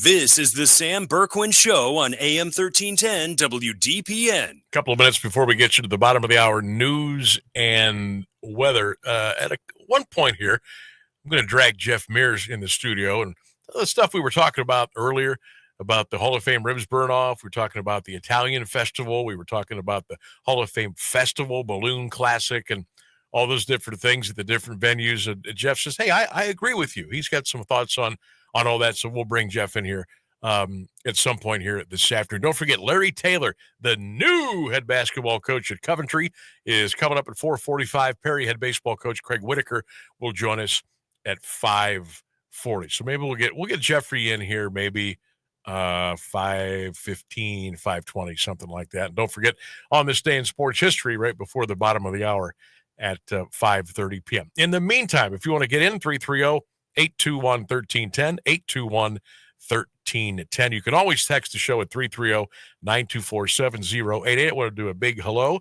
a big salute, as we are right now, to all of you that are watching and listening on the Q92 Radio Facebook page and the Q92 Radio YouTube channel. Make sure you check those out every day. You can watch and listen to the show 3 until 6, Monday through Friday. But, hey, we'd love for you to listen on the old terrestrial radio, too, as we're booming away at AM 1310 WDPN. You can also watch on the DPN X page and Facebook page, live audio and video. That's going on right now as we speak. Let's get a quick update before we get to the break. The Sam Bourquin Show poll question of the day is as follows: which is the one thing you wish that you had more of? What's the one thing that you wish you had a little bit more of? Money, patience, free time, or willpower? On X, money leads the way at 57%, free time at 29%, patience at 14%. Willpower hasn't gotten a vote yet. Who wouldn't want more willpower? But maybe not as much as the money, right? The news is next. Stay with us, 1310 WDPN. Now, the latest area news on AM 1310 WDPN. Good afternoon. It's 4:30. President Trump is expressing more frustration with Russia and Ukraine after his deadline for them to come up with a ceasefire deal has passed. Trump said that Russian President Vladimir Putin is, quote, playing with fire, end quote, but wouldn't specify what action he would take or when if the fighting in Ukraine continues. More from ABC's Karen Travers at the White House. It's the classic 2-week timeline from President Trump that he often uses when asked about potential deadlines for action from him or his administration. We've heard him say this specifically about taking action against Russia, whether it's new sanctions, increasing pressure on Russia to get them to further along negotiations for a peace deal, or what he wanted to see in terms of Russia and Ukraine reaching a peace deal. He had said that there would be a 2-week deadline for them, those two countries, to do that. That, of course, came and went. President Trump says he has told Israeli Prime Minister Benjamin Netanyahu to hold off on an Iran strike to give his administration more time to push for a new nuclear deal with Tehran. Trump told reporters at the White House that he told Netanyahu a strike would be inappropriate to do right now because we're very close to a solution. Trump's comments today came as the head of the UN Atomic Watchdog Group said that the jury is still out on talks between Iran and the U.S. over Tehran's rapidly advancing nuclear program, but Rafael Mariano Grossi described the continuing negotiations as a good sign. British prosecutors say influencer brothers Andrew and Tristan Tate have been charged with rape and other crimes in Britain. The Crown Prosecution Service says the charges were authorized last year, and this is the first time they are being confirmed. 38-year-old Andrew Tate faces charges related to 3 women that include rape, actual bodily harm, human trafficking, and controlling prostitution for gain. 36-year-old Tristan Tate faces charges related to 1 woman that include rape, human trafficking, and actual bodily harm. Police in Simi Valley, California are investigating a jewelry store heist that netted the burglars over $2 million in goods. ABC's Alex Stone reports from Southern California. Everything! When the owners of 5-Star Jewelry arrived at work, you can hear them in shock to find everything gone. Surveillance video shows burglars army crawling through a next-door candy shop and cutting through a wall before midnight on Sunday. They cut through concrete and 8 inches of safe. Jonathan Youssef is the owner's son. Everything that he built for me and my family is now gone. He says the thieves snuck out with about $2 million worth of merchandise and took off into the night. Alex Stone, EBC News. It's 59 degrees on Alliance at 432. This is WDPN News. I'm Jeff Mears. Here's the Alliance Area Weather Forecast on AM 1310 WDPN. For the remainder of your Wednesday Q92. Mostly cloudy skies with a shower in certain places this afternoon. Going to be a high around 71 for your Tuesday. Tonight, periods of rain, breezy this evening with a low going down to 52 degrees. That's a look at. We're live here outside the Perez family home, just waiting for and there they go. Almost on time this morning. Mom is coming out the front door strong with a double-arm kid carry. Looks like Dad has the bags. Daughter is bringing up the rear. Oh, but the diaper bag wasn't closed. Diapers and toys are everywhere. Ooh, but Mom has just nailed the perfect car seat buckle for the toddler. And now the eldest daughter, who looks to be about 9 or 10, has secured herself in the booster seat. Dad zips the bag closed, and they're off. But looks like Mom doesn't realize her coffee cup is still on the roof of the car, and there it goes. Oh, that's a shame. That mug was a fam favorite. Don't sweat the small stuff. Just nail the big stuff, like making sure your kids are buckled correctly in the right seat for their age and size. Learn more at nhtsa.gov/the right seat. Visit nhtsa.gov/the right seat. Brought to you by NHTSA and the Ad Council. With love, I will build a wonderful thing that makes this life better for you and for me. For 100 years and counting, Shriners Hospitals for Children has been creating wonderful opportunities for children in need. This life-changing medical care helps them do the things they've always dreamed of. Shriners Hospitals for Children has done so much for me and so many other kids. I can dance. I can play games with my friends. Because of Shriners Hospitals for Children, I have no limits, and I'm doing more than what I ever thought possible. To find out more about how children in need are being helped every day, go to loveshriners.org today. You're listening to the Sam Bourquin Show on AM 1310 WDPN. We're back here on the program, 1310 WDPN, also streaming live at AM1310WDPN.com. It is a great way to start your day. Rex in the morning, nice and early at 6 a.m. And then John Tesh from 10 until 3. And then the Sam Bourquin Show takes over from 3 until 6, right here, 1310 WDPN. And don't forget, you can always watch and listen on the Q92 Radio Facebook page and the Q92 Radio YouTube channel. Drop us a comment. Interact with us. We always appreciate that. And we'll get right back to you as well. And while you're at it, go to Facebook, go to WDPN, like us, follow us, share us. And I would ask you the same with Q92 Sports page on Facebook. Give it a like and a follow and a share as well. Lots of cool things coming up here over the next several days, several weeks, several months. We want you to be in on it with us every day here. I'm telling you what, I can't wait. I don't want to rush. I don't want to rush through summer. The older I get, the more miles that we all put on the tires. Generally speaking, what are we always doing? Looking ahead. That's how we're programmed. That's how society tells us we're supposed to be. Oh, we got this coming up next week. Mark the calendar 2 weeks from now. Now, 4 months to now, we get. Everybody just slow down. I got to do this myself. Slow down. Smell the roses. Enjoy the time. Enjoy the days. Enjoy the minutes.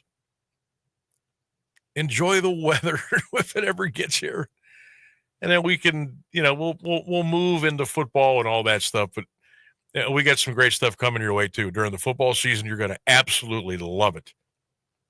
Between 1310 WDPN, Q92, I get paid to talk, Q92 Radiosports.com, Q92 Radio, all the streaming, all the stuff we've got going on, some really cool stuff coming your way. So you want to get a head start, like and share and follow ahead of time. But like I was saying, for right now, just enjoy everything. Take it one day at a time. I don't want to rush summer through. I don't want to rush the sunshine and the in the swimming and the picnics and the vacations, and you're just going to want to kind of enjoy that. It's kind of slow down. At least try to slow down. I know we're all told that we're all too busy and have to be so busy all the time. It doesn't really have to be that way. Just kind of take it easy. Take a breath and enjoy. You only go around once, right? So try to enjoy that. All right, the Sam Bourquin Show poll question of the day. What's the one thing you wish you had more of? A, money. B, patience. C, free time. Or D, willpower. Let's check some of these. Steve says he wishes he had more superfecta tickets. Ah, yes. Kelly says she would like to have more money. George says more money and more willpower, please. John Davis says, Sam, it's a no-brainer. It's money. None of the other three pays the bills. Now, let me do a quick deep dive here. Does patience pay the bills? No.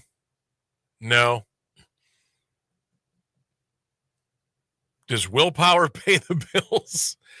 No. It can make bills more expensive, but I guess it doesn't pay them. What was my other? Oh yeah. Does more free time pay the bill? No, it doesn't. You're right. Okay, you got me there. You got me, John. Michael Gifford says, hey, give me the money. Mike Lawrence says, I'm going to put my own category in. E, higher metabolism. Amen, brother. I wish I had that too. Diane Kiko. Diane, thanks for listening and playing along.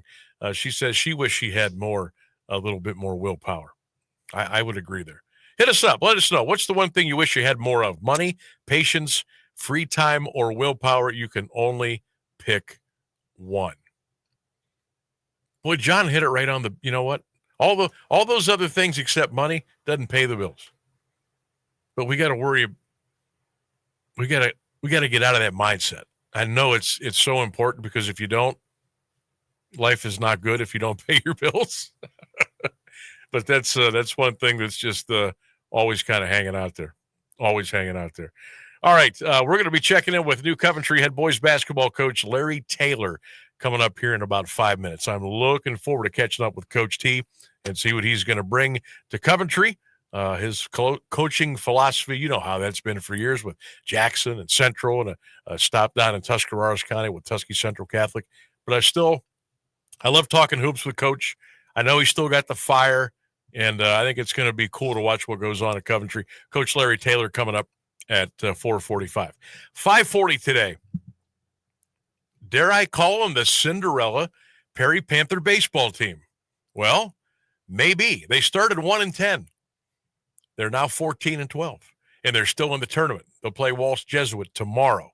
We'll check in with head coach Craig Whitaker of the Perry Panthers coming up here at around 5:40 this afternoon. So our guy Buck in Louisville, who always texts us some really good stuff, emails some stuff.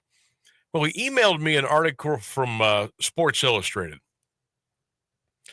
And it's titled, Cavaliers Consider Two Players Untouchable in Trade Talks This Summer. So I have not had a chance to read the entire article, but apparently the roster, which is, I think, 15, maybe it's 13, I'm not sure, because you have those two-way guys, you know what I mean, that go to the G League back and forth. I think you got to at least have 12 or 13 at any given night on the roster. So anyhow, so he's saying that only two are untouchable. The article in Sports Illustrated. And they're saying that Donovan Mitchell and Evan Mobley are the only two that are untouchables. I think I could go for that. I think I could go for that. So, Darius Garland on the block.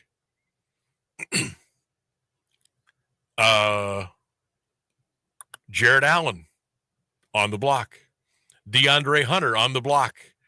Tristan Thompson, obviously, on the block. Sam Merrill on the block. I'm just trying to peruse this article as I speak.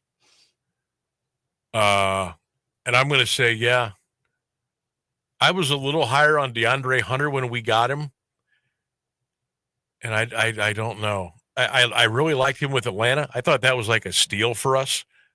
I'm still trying to figure out how the Cavaliers pulled that one off. But I don't know. I think once it comes playoff time, maybe DeAndre Hunter, maybe he's not one of those guys that's going to help you get to the mountain. Obviously, Ty Jerome. No. Yeah, Buck. I'm going to agree. I'm going to agree with this article 100%. That Donovan Mitchell and Evan Mobley are the only two that are untouchable on this Cavs roster, and I'm going to stand by that. So thanks for sending that article in. I really do appreciate that. All right, we're going to step out here. 4:43 on the Sam Bourquin Show, 1310 WDPN. When we get back, New Coventry head boys basketball coach Larry Taylor will join us here on the program. Stay with us. Get on board. The water is open. It's time to go boating and fishing and leave stress in our wake. Feel the wind as we ride and a fish on the line. Reel in our first catch and feel the sun at our backs. It's get out on the water season. It's time to get on board. Find out where to get on board near you. Visit Take Me Fishing and Discover Boating to learn more. And please recreate responsibly. Get on board. Get on board. Imagine home. The smell of coffee, the sound of a lawnmower, the sun's warmth on your face. Free to be yourself, surrounded by love that helps you grow. This is a place to call home. That's an American dream we all deserve. But in 50% of U.S. states, you could legally be denied housing if you are LGBTQ+. Get the facts and hear real stories at lovehasnolabels.com. Brought to you by Love Has No Labels and the Ad Council. Teachers are dynamic leaders, shaping a new generation. They bring a variety of perspectives from diverse backgrounds, innovating how they teach to prepare students for our fast-changing world. Achieving this takes skill and expertise. They're tireless explorers, creatively discovering a universe of solutions, telling stories, experimenting, inspiring, mentoring, connecting cultures, and connecting with each other. Leading by example. Experience the unique joy of helping students thrive. Teaching is a journey that shapes lives. Are you ready to begin? Explore teaching at teach.org, a campaign supported by the U.S. Department of Education, teach.org, and 1 million teachers of color. You're listening to the Sam Bourquin Show on AM 1310 WDPN. And we're back on 1310 WDPN. And don't forget, we're streaming live all over the world at AM1310WDPN.com. Also, you can watch and listen right now, any day, 3 until 6, Monday through Friday. You can watch us. You can listen to us on the Q92 Radio Facebook page and the Q92 Radio YouTube channel. Hello, and big wave to everybody out there joining us right now. All right, I've been looking forward to this since yesterday. We're going to talk to the new head boys basketball coach at Coventry. It's a name you're all very familiar with. He's still got the juice. Larry Taylor joining us here on the Sam Bourquin Show on this Wednesday afternoon. Coach Larry, how are you today? Sam, I'm doing good. How about you? I'm doing well. It was so good to run into you over the weekend, and so glad I could get you on here today to talk about your next venture as the head coach at Coventry. And first of all, let's get everybody caught up. What have you been up to? I know a lot of folks may not have known you were down at Tuscarawas Central Catholic for a little while, getting the Saints out there in the hardwood and going through some tough times and some small numbers. But gosh, you guys, you fought hard. You played with grit, and that's kind of transcended you now up north a little bit to Coventry. What's been going on with Coach Taylor? Well, it was great seeing you yesterday. I apologize. I may have had a little bit of rib sauce on my hands. It was on your hat, but it's okay. At the Hall of Fame, and great seeing you, Sam, like always. But I can't resist those ribs. You know that. I know. I can't either, Coach. yeah. The last 3 years was a very rewarding experience for me and my guys that coached with me. But it was a great challenge. It was a great run that we had at TCC. The numbers were down, and we knew that. When we had gotten there, we're probably one of the smallest Division schools. Division 7 schools, I think, in Ohio, third from the bottom. But you'd have never known about how our kids played. And, Mike Sweet and Jen Calvo were two of the best people that I could be around in this profession, or I probably wouldn't have gone there because that's critical. And everybody and everything was a great 3 years.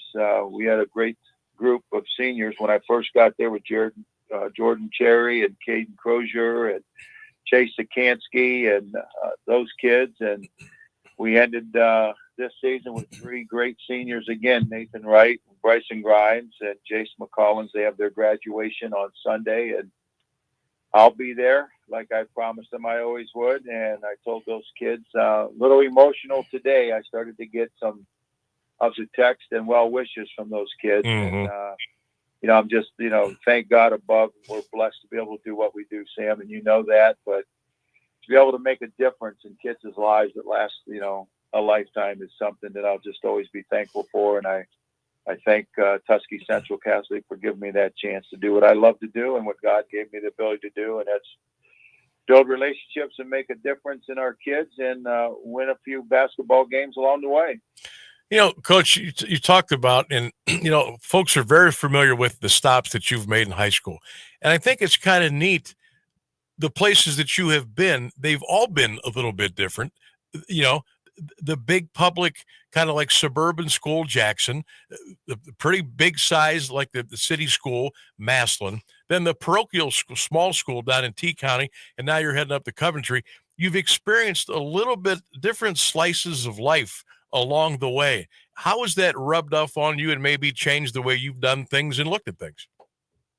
Well, I think the biggest thing, Sam, is that, there's an opportunity. And when opportunities are there, I think, staying to who you are, what you believe in, the values and principles that you feel lead to the success of what your players are going to reflect, started in the classroom at Jackson High School when I was fortunate enough to be able to teach, in a classroom and understand the value of education and what we can do to do more than just teaching information and passing information along. And, coaching seemed easy compared to that because there's a common goal there. There's a lot of, good things that happen on a Friday night at 7:30, obviously with a tip-off, but just the relationships that you build and all the things that I learned, the messages stayed the same.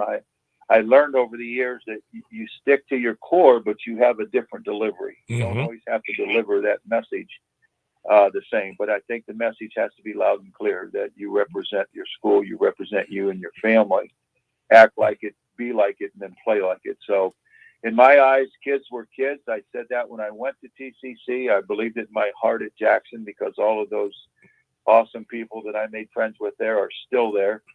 The kids that I coached at Jackson were still there. They were in the stands when I was at Maslin. I'm still at Maslin doing administrative attendance things for them every day in the high school and the other buildings. And I love what I do. I enjoy it. And I get to, see the different sides of people in the world. And, at where I'm at in my career, the fire's still there. The energy's still there. All I need is some wood to keep the fire going and to build another house. Well, Coach, I know you still got the fire. You got it's always going to burn in the belly. You're a coach. You're a coach as a coach. That never leaves you. Going back several decades now, where did you think that your journey would eventually take you, and how long did you think you would do it at the level that you continue to do it at? Well, that's a great question, Sammy. I had many aspirations of maybe moving on to college, and had some opportunities to be able to do that. But I think a lifestyle where you start to lose contact with your family a little bit, you start to, and it's a good world, but it's a busy world. It's a world that would take me away from a lot of things that I value as well, which is my family, my wife's family, the kids that I have. And so I always looked at college as a great challenge, but then the success at Jackson and just the development of what we created there, I felt like I'm lucky and I'm blessed to be able to do this for that long. And then when Massillon gave me the opportunity, obviously that's one of the top jobs in Ohio. And, it was a great experience for us there as well. So I'll be honest when I say it, I think the people close to me, and I'm sure you would appreciate it because you're one of my top guys. I don't think I've ever come home and said, I really regret today. I don't like what happened today. I don't want to do this anymore. And for me to be able to say that after 30 plus years is just, a reason to say that I didn't know where it was going to take me. I just felt like if I continue to surround myself with great people and continue to deliver great messages to young kids, turning them into young men, that it'll be rewarding, and it has been. And I look forward to the challenges at Coventry. I know we're all looking forward to watching you take on those challenges. We're talking with Larry Taylor, the new head basketball coach at Coventry, joining us here on the Sam Bourquin Show, 1310 WDPN on this Wednesday afternoon. So it's up to the Metro Athletic Conference. And for those of you that maybe aren't quite familiar with the teams like Field and Streetsboro, Cloverleaf, Ravenna, Woodridge, Norton, just to name a few. For the folks that aren't familiar, Coach, talk about that conference and some of those schools and maybe some of the challenges and some of the things that you'll be facing as a head coach. Well, I always felt that Coventry was that diamond in the rough right inside the Portage Lakes. And following it, years ago at the old school and seeing what they've been able to do with the new school building and building what they're trying to build at Coventry definitely is a job for anybody to want to, take on and try to continue to improve what they have there. I was very impressed with the people that I got to interview with Tim Bogus, the athletic director, Donnie Chens, and the superintendent, George Fisk. They were just, great people to interview with, to talk to, and the passion that they showed, in our interview was just, something that you definitely want to be a part of. And that was my first impression. As far as the conference goes, I was, we always played kind of outside and around those teams. We had played Akron Springfield a little bit. Mm-hmm. We had played Streetsboro in shootouts, maybe at Mount Union or some of the shootouts where I'd been. But the league itself is, it speaks for itself. It's a balanced league. It's a league with, good coaching and solid kids and, all the things that makes, Metro Conference what it is. I understand that they're going to be going through some changes. And it looks like Coventry is going to be back into the Pac-7 after next year. So I don't know if I'm allowed to say that or not. I hope I didn't spill any beans, but I think that's in the talks out there, but who knows. But it's I looked at film. I'm getting familiar with the teams already. We open at Manchester, so I'm gonna, have my guys taking some peek at, Manchester and what Manchester brings to the table. And Streetsboro is one of the, top teams there. Norton is growing community constantly. So, like I tell our guys, this summer we'll get a head start on what we need to do. We'll get our house in place. We'll make sure that we're conditioned well. I've got some great coaches coming in with me, and I've interviewed some really good people who's currently there now. So putting that staff together will be our next task, and then we'll start breaking stuff down and evaluating our kids. And I'm excited what I've seen in our first workout last night, and we have our second workout tonight. And I'm excited, and we'll see where it takes us. Well, the journey is underway. Coach, I wish we had more time. We got to get to the top of the hour here, but I'm glad you took time out of your day and your busy schedule to join us and talk a little hoops on this Wednesday. And we're all pulling for you. We'll be following Coventry, and I'm sure we'll call upon you here down the road to talk some basketball, if that's okay. Sam, thank you for all you've done for so many, for so long as well. You're a big part of all of the great things that's in our sports and our activities, and I'm looking forward to getting them to see you again on the basketball court somewhere. And I thank you, and I appreciate you, and let's go Comets. You got it, baby. Talk to you later. Thanks, Coach. Bye, Sammy. There he goes. Larry Taylor, head basketball coach at Coventry, taking some time out here to chat with us on 1310 WDPN. By the way, he's got over 400 career wins, Coach Taylor. At Jackson, gosh, I had all this stuff written down here. He had 307 wins at Jackson. Okay. Got another 50 at Maslin. Added on to that at Tuskegee Central Catholic. Been around, he's seen it all. And I think that's a perfect spot for Coach Taylor up at Coventry. So we'll be watching, Coach. And again, we appreciate you coming on here today and talking a little round ball on the Sam Bourquin Show. All right, we got the news and weather coming up in about a minute or so. While we're at it, and while you're close to your mobile device or your computer, make sure you go to Facebook and check us out on AM 1310 WDPN. And don't forget the Q92 Facebook page as well, the Q92 Sports Facebook page. You can like, share, and follow those on all of our platforms. And check us out on Instagram as well. And we got some cool things coming down the road. So we kind of want to get you in position there. Make sure you're in touch with us, not only on the radio, but our stream, our social media platforms, so you can enjoy all the great things that are coming up here in the next several days, weeks, and months as we roll out some cool stuff here, and hopefully you will all enjoy it. We're going to take a break. We got the news with Jeff Mears coming up. We got the weather. And we got one more big hour to go. Don't forget, we're going to talk a little Perry baseball around 5:40 with the head coach of the Perry baseball team, Craig Whitaker, will join us here on the program. So stick around. Lots to come here. About 60 more big minutes until we send you home. Stay with us. 1310 WDPN. The latest news and the current Alliance area weather forecast are up next on AM 1310 WDPN Alliance. ABC News, I'm Wayne Cabot. Desperate to live, Palestinians stormed a UN World Food Program warehouse today, some tearing pieces of metal off the walls, trying to get inside to feed starving families. The heartbreaking scenes leading Palestine's UN ambassador to break down. The images of mothers embracing their motionless bodies, caressing their hair, talking to them, apologizing to them. It's unbearable. How could anyone? A new strain of COVID is showing up in airport screenings of international travelers who are arriving in California, Washington State, Virginia, and New York. The World Health Organization says there's no reason for alarm. It's not necessarily more dangerous. Twisters could hit parts of Colorado, Kansas, and Oklahoma through 10 p.m. This is ABC News. Huge news. Right now at Wendy's, you can get a Son of Baconator for just $3. I don't think you understand this situation. The Son of Baconator is only $3 for a limited time. You know, smoked bacon, rich melted cheese. That Son of Baconator is only $3.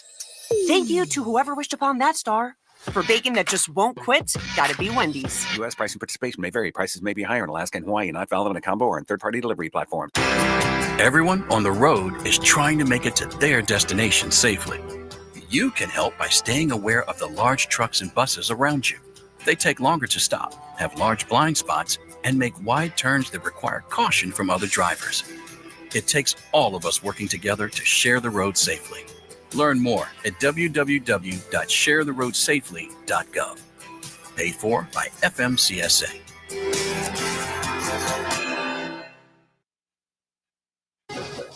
Now, the latest Alliance area news from Jeff Mears on AM 1310 WDPN.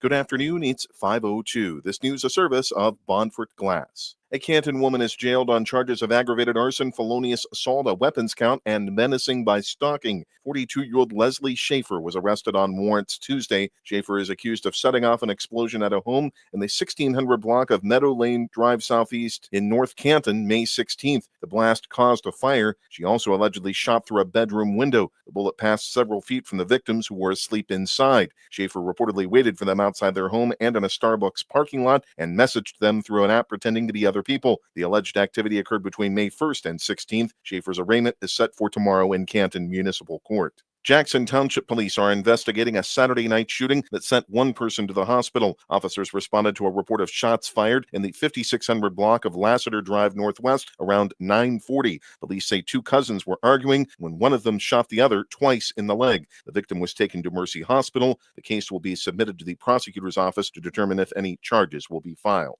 Investigators continue to look into the cause of a Memorial Day fire in Alliance. Around 8 a.m., firefighters were called to a group home for the developmentally disabled in the first block of East College Street. Residents were evacuated, and staff told crews they believed there had been an electrical fire. Smoke was coming from the roof. Firefighters found flames in the ceiling of an upstairs bathroom. The blaze was contained to the bathroom and attic area. Crews from Sebring and Washington Township assisted at the scene. Damage is estimated at several $1,000s. A Canal Fulton man is jailed on charges stemming from his fourth or fifth drunken driving violation in the past decade and sixth in the past 20 years. 38-year-old Gary Blosser was arraigned Tuesday in Massillon Municipal Court on charges including OVI, obstructing official business, and menacing. Lawrence Township Police say Blosser was driving impaired Sunday. He allegedly had an open container in the vehicle. Blosser failed to exit the car and was removed. He reportedly made multiple threats he would assault the officer. Blosser is being held on $150,000 bond. He was convicted or pleaded guilty to 3 or 4 previous OVI violations. Sebring Village Council will explore expansion of fire and EMS services in Beloit. Fire Chief Mike Springer told lawmakers Tuesday that Sebring is responding to most emergency calls in Beloit. Sebring has a mutual aid agreement with the village, but officials believe it's being overtaxed. Village manager Tim Gabrelsic cites a shortage of volunteers in Beloit's fire department. He is concerned about the possibility of delayed response times there, but Sebring must determine if it can provide additional service efficiently. Gabrelsic plans to meet with Beloit Village Council next month to discuss the potential for a contract for both services. Columbiana County elections officials have determined Danielle Menning won the Republican nomination for County Municipal Court in this month's primary. She defeated Kelly Linger by 33 votes out of over 8,700 cast. Any margin less than 0.5% triggers an automatic recount. The recount was conducted and certified Tuesday. Menning remained 33 votes ahead of Linger, who had been appointed to the post last summer by Governor Mike DeWine to replace Judge Caitlin Dickey. No Democrats filed for the November election. The case of a Lisbon man charged with pandering obscenity and drug paraphernalia has been bound over to the Columbiana County Grand Jury. 42-year-old John McFarland appeared Tuesday in County Municipal Court, where he waived his right to a preliminary hearing. Authorities reportedly found him in possession of several videos showing children being sexually assaulted or engaging in sexual activity last week. McFarland also is accused of emailing 9 videos depicting minors taking part in sex acts. He allegedly sent a video showing a male juvenile engaged in sexual conduct through social media in October 2022. McFarland was suspended from his position as a substitute teacher for the Columbiana County Educational Service Center. A judge has sentenced a Ravenna Township woman to 4 to 6 years in prison for providing drugs that led to overdoses. Visiting Judge John Enlow handed down the punishment Tuesday to 40-year-old Jamie Perry. She pleaded guilty in Portage County Common Pleas Court to charges of corrupting another with drugs and trafficking in a fentanyl-related compound in February. Investigators said the Ravenna Eagles Club cooperated with the investigation, and there was no evidence it was responsible for the June 2024 incident. EMS responded to the club on Cleveland Road for an unresponsive man. 4 other men and a woman were also treated. They all recovered. A Youngstown man will be sentenced July 11th for a 2-vehicle collision that left 1 person dead. 32-year-old Brandon Kennedy pleaded guilty today in Mahoning County Common Pleas Court to charges of aggravated vehicular homicide and vehicular assault. Prosecutors are recommending 8 to 11 years in prison. The charges resulted from a November 2023 incident. Youngstown police said Kennedy drove through a stop sign at Juanita and Alameda Avenues and collided with a vehicle as it passed through the intersection. Kennedy's passenger, a 12-year-old boy, died in the wreck. Kennedy and the other driver were taken to a the hospital with injuries. Police said speed was a factor. A man convicted in an animal cruelty case was also found guilty Tuesday of a probation violation. 45-year-old Randall Charlton of Warren was found guilty of the violation in Warren Municipal Court. It stemmed from a May 4th visit to Charlton's home where 3 dogs were found in a pen. He pleaded guilty last month to 1 count of animal cruelty. Charlton was sentenced to 5 days in jail and 3 years probation. The sentence resulted from an emaciated dog previously found under a pile of garbage at a local trash facility. Efforts to modernize Kilcolly Center at Youngstown State University get another boost. A $1 million donation for the project has been made by Flor Shorty Navarro. YSU says the funds are in memory of his wife, Elba. The first phase of renovations began earlier this month, with completion expected in fall 2027. The patio will be named the Shorty and Elba Navarro Outdoor Patio.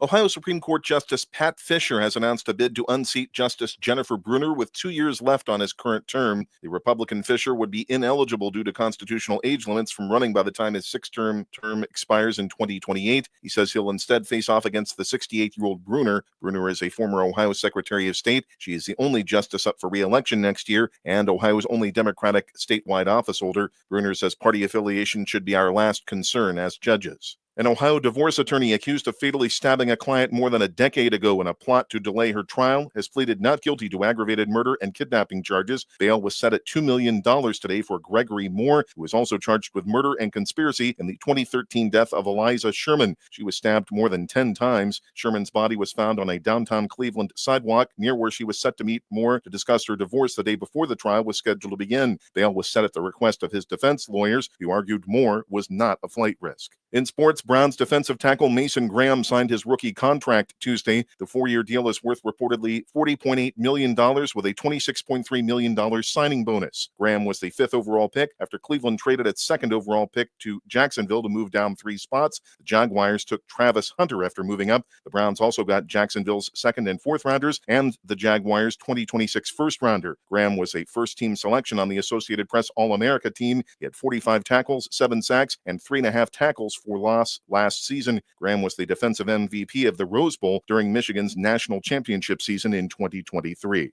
It's 59 degrees in Alliance at 5:09. This is the local edition of WDPN News, a service of Bonford Glass. I'm Jeff Mears. For over 80 years, Bonford Glass has been the expert when it comes to glass. You can count on the professionals at Bonford's for the latest techniques in glass repair, like the Aegis windshield repair system. The Aegis system can repair small chips in your windshield before they grow into big headaches. This revolutionary process takes less than an hour and can easily restore your windshield to its original strength. In fact, the Aegis windshield repair system is so effective that most insurance companies will waive the deductible and cover the entire amount of the repair, saving you and your insurance company up to 80% of the cost of a windshield replacement. The Aegis windshield repair system, just one of the expert repairs from Bonford Glass. They'll help you save money and make your windshield safer. Bonford Glass. Call 330-823-0450 or stop by at 30 South Union Avenue in Alliance. Now, the Alliance Area Weather Forecast on AM 1310 WDPN.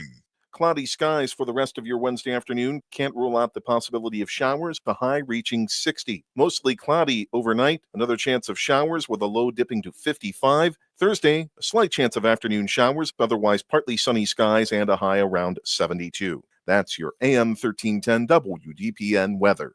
Do you have trouble getting in and out of the bathtub? Are you afraid you'll slip and fall entering or exiting a tub? Safe Step walk-in tubs can transform your bathtub from an area of concern to a calming refuge. Call them today at 1-800-498-2098 and save $1,600. Safe Step walk-in tubs and showers are proudly made in Tennessee and offer an ultra-low step-in, avoiding that difficult climb over a traditional bathtub wall. They also offer a variety of therapeutic benefits that may help soothe your aching muscles and joints, increasing your mobility, boosting your energy, and improving your sleep. Safe Step walk-in tubs are designed to easily fit your existing tub space and are often installed in as little as 1 day. Just dial 1-800-498-2098 today to save $1,600 and receive a free shower package. That's 1-800-498-2098 for a free no-obligation consultation and to save $1,600. Safe Step walk-in tubs. Safety never felt so good. Live from the AM 1310 WDPN studio, it's time for live and local sports talk. It's the Sam Bourquin Show. I'm ready. Give the show a call at 330-821-1310. Good call, meatball. Watch the Sam Bourquin Show on the AM 1310 Facebook page, the Q92 YouTube page, and on X. This is the Sam Bourquin Show on AM 1310 WDPN.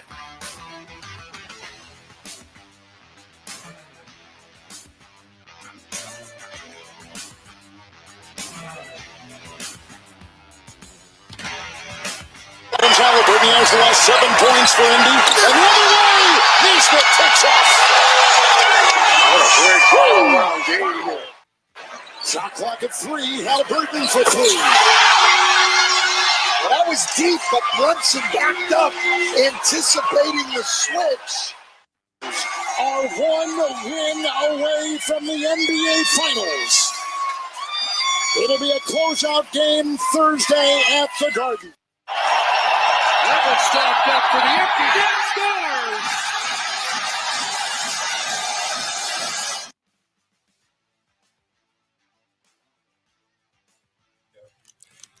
And we're back. 1310 WDPN, streaming live, AM 1310WDPN.com. It is 12 minutes after 5. Welcome into hour number 3 of the Sam Bourquin Show. Whether you're listening on terrestrial radio, you got us on the live stream at 1310WDPN.com.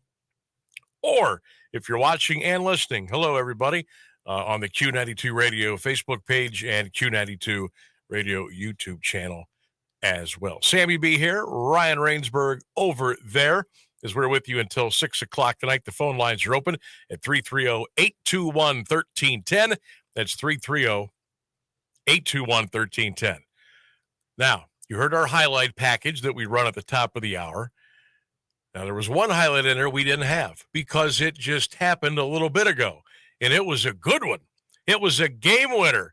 Guardians, Dodgers, Angel Martinez take the stage. Hit high and deep to left. Goodbye.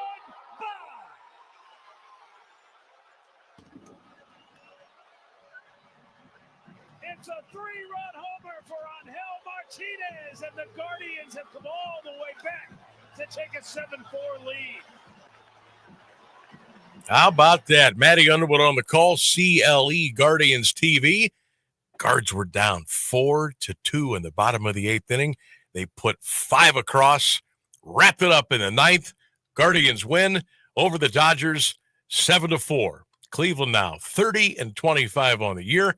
Now the Tigers won today, so the Guardians still are 6 back in the division. But excuse me, that could have been a bigger loss if they would have got beaten today. Would have got swept after you had all that momentum when you took 3 out of 4 from Detroit. You come back home, and the Dodgers pounded them Monday. They pounded them yesterday. And to get off the mat today, 1 o'clock first pitch, kind of a dreary, drizzly day outside. We're down 4-2, and the Guardians came back. You got to tip your cap. 7-4, a winner. Off day tomorrow. Much-needed day off tomorrow. And Cleveland welcomes in LA's other team. The Angels will be in town Friday, Saturday, and Sunday. Hoops tonight, Timberwolves and Thunder at 8:30. Oklahoma City win. They win the Western Conference Finals. They will move in to the NBA Finals. I want to remind everybody, our 3-question, nope, that's tomorrow, 3-question Thursday quiz. Today's poll question of the day, real simple. What's the one thing that you wish you had more of? What is the one thing you wish you had more of? A, money. B, patience. C, I'm having a blank. What is it? C? It's free time. No, C, free time. And D is willpower. What do you wish you had more of? You can only pick one. Money, patience, free time, or willpower. Hit us up at 821-1310, or you can drop us some comments on all of our social media platforms. Eastern Conference Finals tonight. Could be a closeout. Or tomorrow night could be a closeout. Well, tonight could be a closeout, too. Oklahoma City, Minnesota tonight. Tomorrow night, Indiana and New York. Pacers beat the Knicks last night, and Tyrese Halliburton was absolutely phenomenal. Don't forget, coming up at the bottom of the hour on this day in sports history at 5:40, we're going to get you a little Perry Panther baseball talk with the head coach of the Panthers, Craig Whitaker. He'll join us around 5:40 today. Let's hit the phones at 330-821-1310. Good afternoon. You're on the Sam Bourquin Show on WDPN. Who's this? Sammy. Hey, who we got? Sammy, I don't know. Can you hear me here? Yeah, you're good. Go ahead.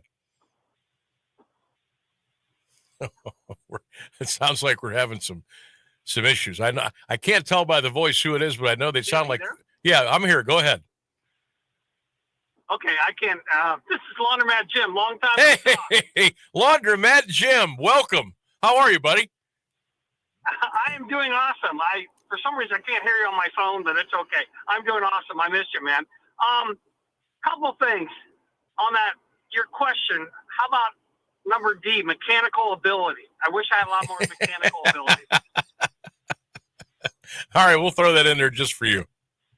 How's that sound? Okay. All right. And about the Cavs, you know, as Indiana continues to do really well, it makes me feel a little bit better that maybe the Cavs are almost there, you know? You know, I thought about that, and I've actually I talked to some friends of mine at the Hall of Fame ribs burn-off. We were talking Cavs, and I said, "Are you the type that says, hey," and I'm going to repeat what you just said. I said, "Hey, are you cool with losing to Indiana because it looks like they're going to win the East and they could possibly win the whole thing?" Or are you still like, nope, I'm not going to take that mentality, so to speak.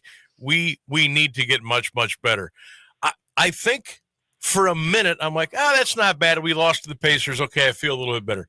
But then I come full circle about a half hour later, and I say, nope, not good enough for me. We need to get better. So I don't really take much solace there. But I will say this: Indiana's a hell of a basketball team, no doubt about it. And they're fun to watch, aren't they? They are. Jim, I'm telling you what, and I know the NBA suits are just vomiting all over themselves, but if the Pacers and the Thunder, two of the smallest market teams in the NBA, go to the finals, I think that's the best finals we could have. I think they're the two best teams. Screw New York, screw LA, right? That's what I'm saying. Let's let the guys go out there and let them play under the bright lights and get a little pub and let their fan bases kind of relish the opportunity. Why not? Something new, something different. Did you see the beginning of that when Pat McAfee gets on there and says, "Oh yeah, New York people to go home"? Oh yeah, oh yeah. I actually played that last hour. I had to bleep half of it out, but I played it over the air. It was pretty cool. I love the guy. He's almost as good as you, but he's wonderful. So, hey, don't be a stranger, Sammy B. You're still my hero. Hey, I know where you are. Laundromat Jim. Long time. Appreciate it, bud. Thanks, partner. There you go. He's one of the best. Laundromat Jim. He's been with me for years. No matter where, you can always count on Mr. Laundromat to be there. Good stuff. I haven't heard from Jimmy quite a while. Still a huge Zips fan. Season ticket holder for Akron for years, football, basketball. But he really enjoys all the Cleveland sports teams, and he's shown up at a lot of events over the years, over the decades. Always have fun, and he's a character. He is one of the true. They do that characters of Canton. Laundromat Jim needs to be on the Mount Rushmore of the characters of Canton. And if I had the money, and if I had the time, I would write a book about Laundromat Jim. I'm telling you, bestseller list, hands down, no question about it. Number one. And for those of you that know, you know, even though he is without a doubt one of the biggest characters of all in the city of Canton. All right, 330-821-1310. You can text the show at 330-924-7088. Tell you what we'll do. We'll step away. You guys can kind of rekindle a little bit. You can check us out on all of our websites, our social media platforms. Give us a comment, take the quiz. And when we get back, We'll lead you right into On This Day in Sports History, one of our favorite times of the day here on the Sam Bourquin Show. And we'll do that when we get back on 1310 WDPN. Stream it live at AM1310WDPN.com. Are you ready to up your mealtime game with a beautiful new dining suit? How about your movie nights on the couch? Is more comfortable seating on your list this year? Maybe you just need a better night's rest. Whatever the case, when we spend time at home with our families, we all want quality, comfort, and names we can trust. That's why Grove's appliances, furniture sets, and even their mattresses make all the difference. With a beautiful showroom full of ideas and over 700 fabric choices for furniture, you'll be sure to find something that will fit beautifully into your home. On a budget, Grove has a scratch and dent room filled with appliances with minor aesthetic blemishes that can help you replace that fridge on the fritz for a fraction of the cost. Come and see why Grove is better than big box stores. Explore your options and get to know Grove's amazing staff and stellar service team to help with all of your needs. Come see us at Grove, where it always feels like home. I want you to imagine for a moment you're in a hospital. You are the patient connected to an IV bag. There's a constant parade of serious doctors, countless tests, endless pokes, and a serious diagnosis. Scary surgeries are followed by painful recoveries. You're in the hospital for days, weeks, months. Now imagine experiencing all of these things and you're only a child. This is why Starlight exists, to bring happiness to hospitalized children through programs that help kids cope, build resilience, bolster confidence, and change their outlook. Programs like gaming, virtual reality headsets, toy deliveries, radio flyer wagons, and cozy hospital gowns are just a few of the ways Starlight eases a child's hospital stay. Because happiness matters. Visit starlight.org to learn more. When your car is making a strange noise, no matter what it is, you can't just pretend it's not happening. That's an interesting sound. It's like your mental health. If you're struggling and feeling overwhelmed, it's important to do something about it. It can be as simple as talking to someone in your community, or just taking a deep, calming breath when you need it. Nice. For mental health resources, check out loveyourmindtoday.org. At loveyourmindtoday.org, you'll find information that may help you get through a tough time. Things like tips for dealing with stress, how to navigate difficulties like financial worries, anger, substance use, and more. You can also find real stories of how people navigated their own mental health challenges. Because once you start to address the problem, you can go so much further. Visit loveyourmindtoday.org. That's loveyourmindtoday.org. Brought to you by the Huntsman Mental Health Institute and the Ad Council.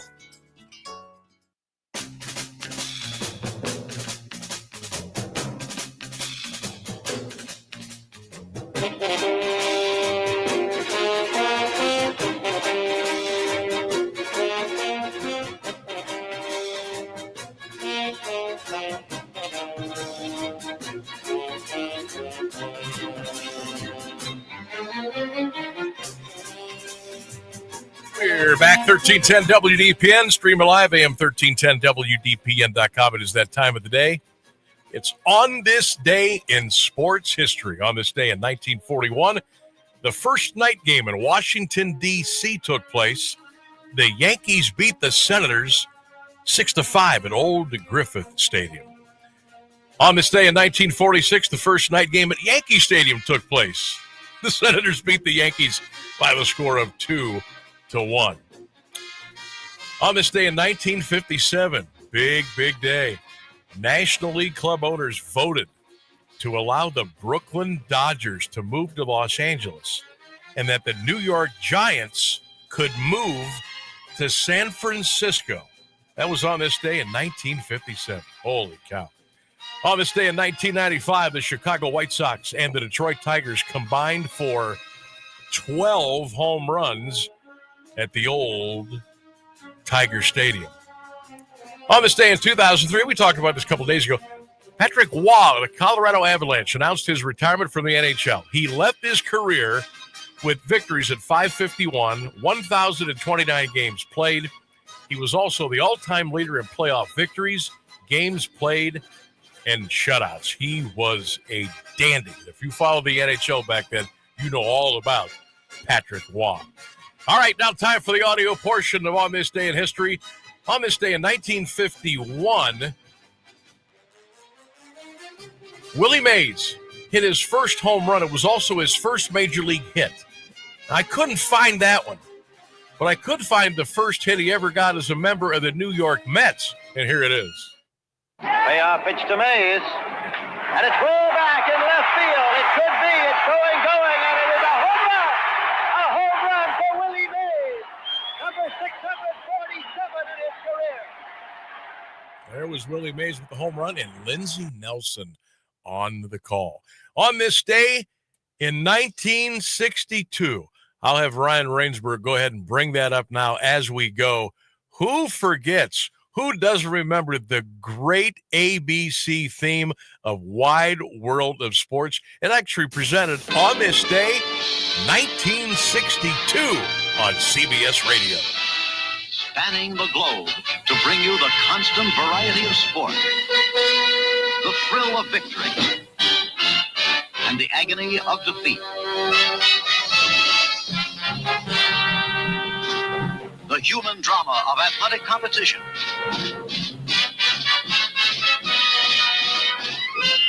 This is ABC's Wide World of Sports. Brought to you by... Wow, who remembers that? Holy cow. That just kind of sends chills down your spine a little bit there. On this day, in 2006, Barry Bonds stepped to the plate as a member of the San Francisco Giants, sitting on 7-14.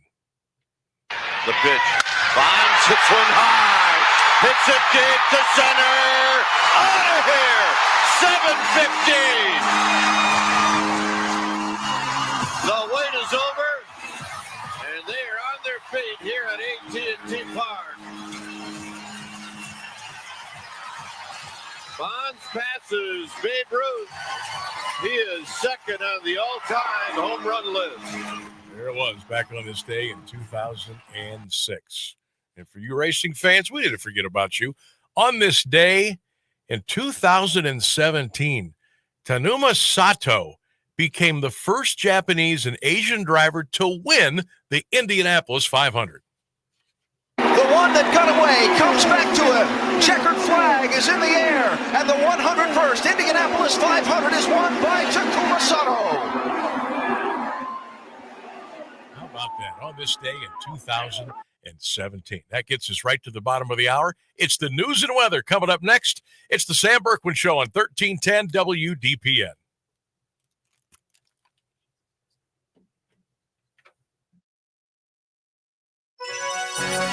The latest news and the current Alliance area weather forecast are up next on AM 1310 WDPN.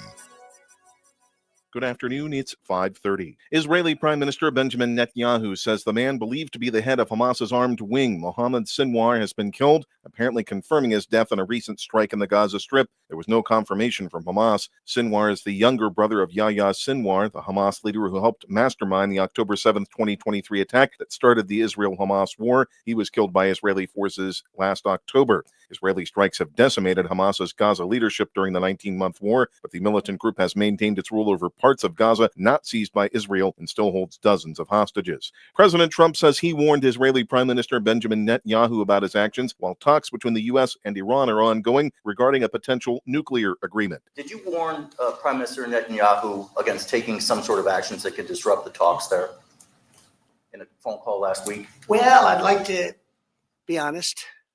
Yes, I did. Trump made the comments at the White House today. The head of the UN Atomic Watchdog Agency has said that the jury is still out in regards to talks between Iran and the U.S., but also said it's a good sign they are talking. President Trump is expressing frustration with Russia and Ukraine after his deadline for them to come up with a ceasefire agreement passed. Trump said that Russian President Vladimir Putin is playing with fire, but wouldn't specify what action he would take or when if the fighting in Ukraine continues. But the president says he's giving both sides another 2 weeks. Asked by a reporter on what's keeping him from issuing new sanctions on Russia, Trump had this to say. Only the fact that if I think I'm close to getting a deal, I don't want to screw it up by doing that. President Trump says he's considering pardoning the men convicted of conspiring to kidnap Michigan's governor, Gretchen Whitmer. He told reporters today, "I will take a look at it. It's been brought to my attention." The president also said he watched the trial, and in his words, it looked to me like somewhat of a railroad job. Two men were convicted in 2022 of organizing a plot to whip up anti-government extremists just before the 2020 presidential election and kidnap Whitmer. It's been a busy day of testimony today in the racketeering and sex trafficking trial of Sean Diddy Combs. Jurors heard from a Los Angeles Fire Department investigator who says he was there on the night that rapper Kid Cudi's car was firebombed. More from ABC's Rena Roy. Right before this fire investigator, the jury also heard from a Los Angeles police officer who responded to Kid Cudi's home after the rapper reported a break-in at his house. And he testified that he saw a black Escalade leaving the scene there, and that when he ran the license plate, it was registered to Sean Combs' company, Bad Boy Productions. It's 60 degrees in Alliance at 5:32. This is WDPN News. I'm Jeff Mears. Here's the latest forecast on AM 1310 WDPN. Q92. Mostly cloudy skies with a shower in certain places this afternoon. Going to be a high around 71 for your Tuesday. Tonight, periods of rain, breezy this evening with a low going down to 52 degrees. That's a look at your forecast right here on today's hit music. Rocky Shore. You breathe in the cool, salty air, watching the sun disappear on the horizon. Across the globe, someone begins their day along a sandy beach, listening to the rhythm of the crashing waves. You each envision a world beneath the water, vibrant life in every imaginable form. Now, imagine it's all gone. What was once a place of wonder and beauty is now a dull, lifeless wasteland. Food, jobs, medicine, all gifts from the ocean, all gone. Time is running out to protect our oceans. And without our love, everything the oceans provide can and will disappear. It's our choice. Love it or lose it. Help protect our oceans. Visit World Wildlife Fund at wwf.org/love. We're with Bridget, whose husband won't be home for months, and whose daughter is due any day. We're with Mike, who's leaving home to protect his family and yours. We're with all service members and their families who need community, connection, and maybe a bit of magic. Are you with them? Learn more at uso.org today. Chronic absenteeism is on the rise. Sophia A, absent. Julio M, absent. These absences are often due to the absence of crucial needs like food, transportation, and healthcare. Olivia H, absent. Preston L, absent. But site coordinators from communities and schools connect kids to the resources they need so they show up prepared and ready to learn. Jacob O, present. Visit communitiesandschools.org. Being present matters. This is the Sam Bourquin Show on AM 1310 WDPN. And welcome back to the program. We got about 36 minutes past the hour, and it's time to talk a little Perry High School baseball. Could it be another Cinderella run for the Panthers? We're hoping so. Let's bring on Craig Whitaker. He is the head baseball coach of Perry. Kind enough to join us here after practice on the Sam Bourquin Show, 1310 WDPN. Coach Whitaker, how you doing this afternoon? Doing well, Sam. Thanks for having me on. You are quite welcome. So I know, at least over here in Alliance, the weather is garbage. How was it over at Perry today? Did you guys get outside, and how did it go? We did not make it outside today. We're sitting in the same rain you've had up there all day. Unbelievable. I mean, and I know you got a huge game coming up against Walsh, and we'll get into the tournament and the win over North and everything. But I've talked to quite a few coaches here the last 3 weeks, and we all kind of go through the same thing every year. Mother Nature kind of rules the roost, and you have to adjust. But Coach, how have you been able to keep your guys sharp and in tune? Never mind the start you got off to, and now you've just kind of rallied with a 14-win season. But how have you kept the train on the track with all the interruptions because of weather and different things?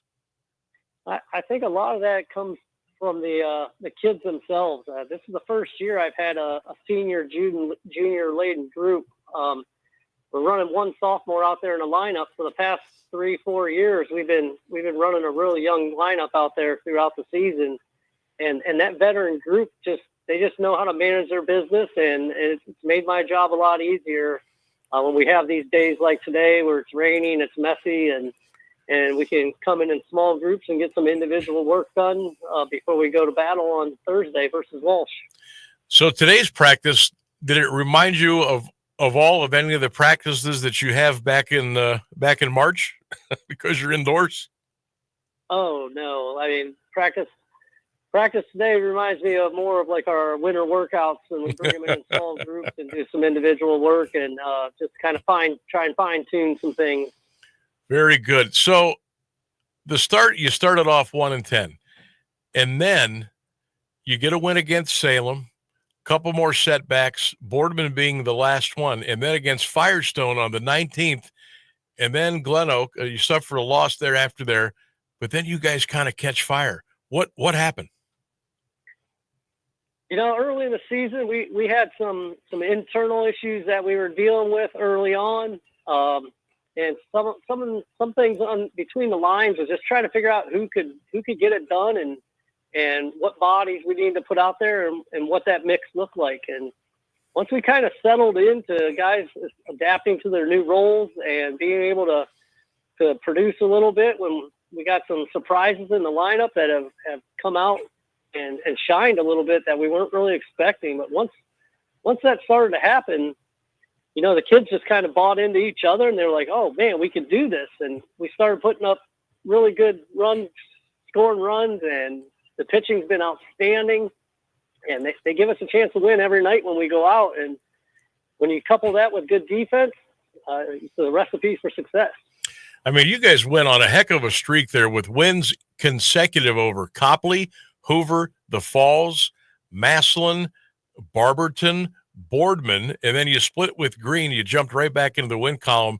Was it the pitching coach? Was it the hitting, the feeling? Was it the intangibles? What was it that kind of started to get this thing turned around? Honestly, Sam, it's the kids. They just have stayed the course. We went from early in the season. You look out across the field and you give a sign to the hitter and you ask them to lay down a bunt. You see their shoulders shrug forward and their heads kind of drop. You get the complete opposite effect now. They're nodding their head yes, and they're like, "Yep, that's going to work. Let's go. This is what we need to do to win." And that has been the big turnaround. Well, you certainly I mean that's what you hope that happens as a coach is the kids start buying in and you know what? There's nothing like stringing some W's together, is there? That kind of turns everything around, doesn't it? Well, yeah, I mean that those two games versus Glen Oak, I think we won 1-0 or 3-0 the one game, and then we lost in a walk-off at Glen Oak the next night, and we had that game just about closed out. We had 2 balls tip off the shortstop's glove that were diving plays that would have ended the game, and we just didn't come out ahead. But the kids were excited about what we did because you see where Glen Oak's at right now. I mean, they're 21-4. Mm-hmm. They're ranked 10th in the state at that moment. To come out and take a game from them and then turn around and do it again the following week versus Massillon. I mean, the kids were just like, we got this. And that's kind of the message they're telling each other. Yesterday in the tournament game, it was no panic. It was just, yeah, we're good. It's okay. We're down 2. We're fine. Just keep going. And you rode that to a 3-2 win in 8 innings, and now you will match up with Walsh Jesuit coming up at 5 o'clock.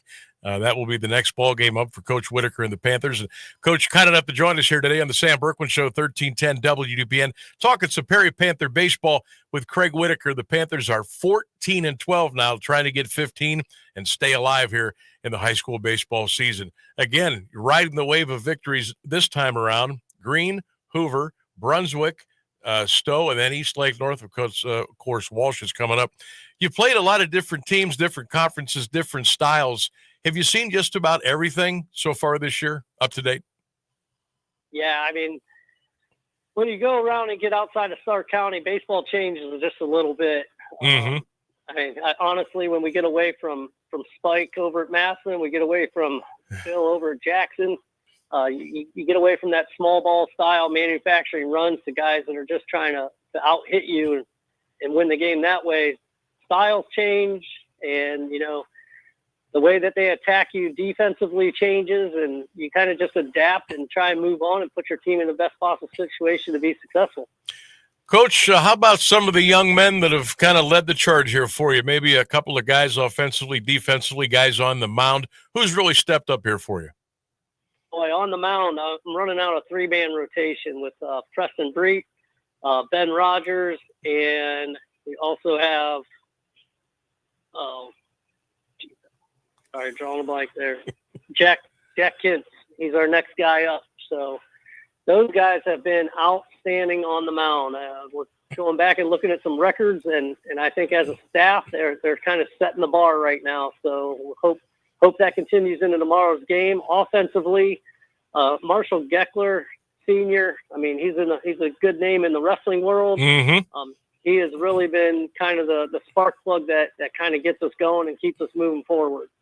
Hunter Brand has recently came on. He was in a slump throughout the beginning and the middle of the season. He was really struggling, but he found his way. He's learned to work through that. He's been productive for us. Brian Whitmer, get down to Rowan Halter. Rowan Halter offensively has been the pleasant surprise.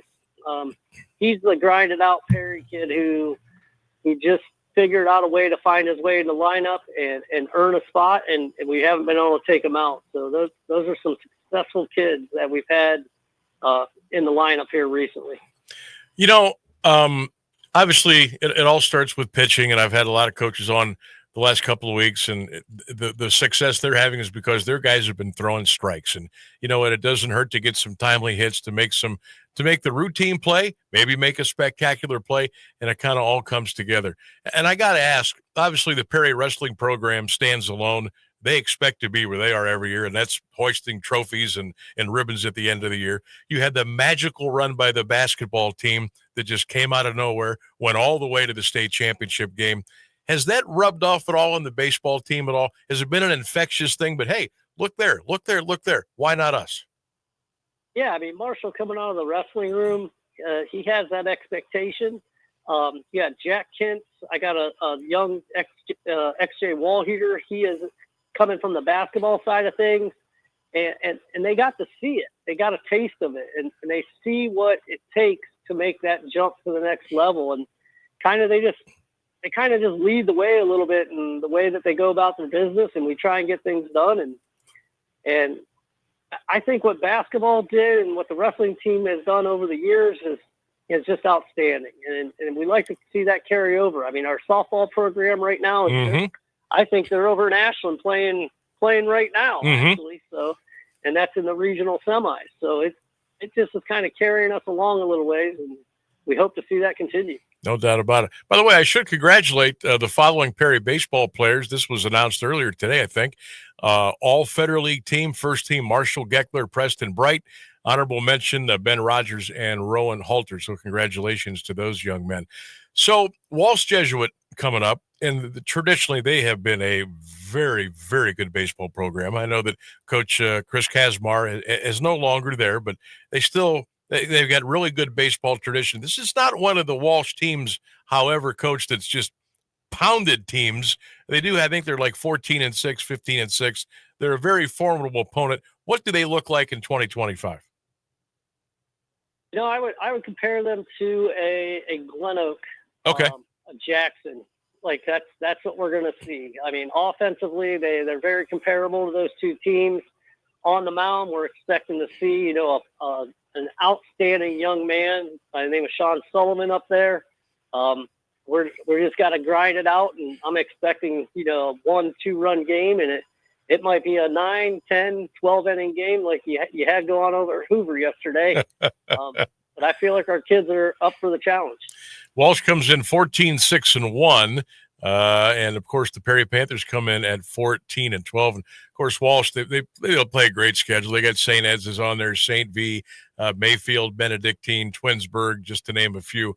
But hey, the way you guys are playing right now, you've got that whatever that is, it's kind of taken over. And I don't see any reason why you can't go out and pick up that W and keep this thing going. How much fun are you having now at this time of the year, knowing that, it's one and done, but gosh, you've come such a long way here this season, and I know you want this ride to continue.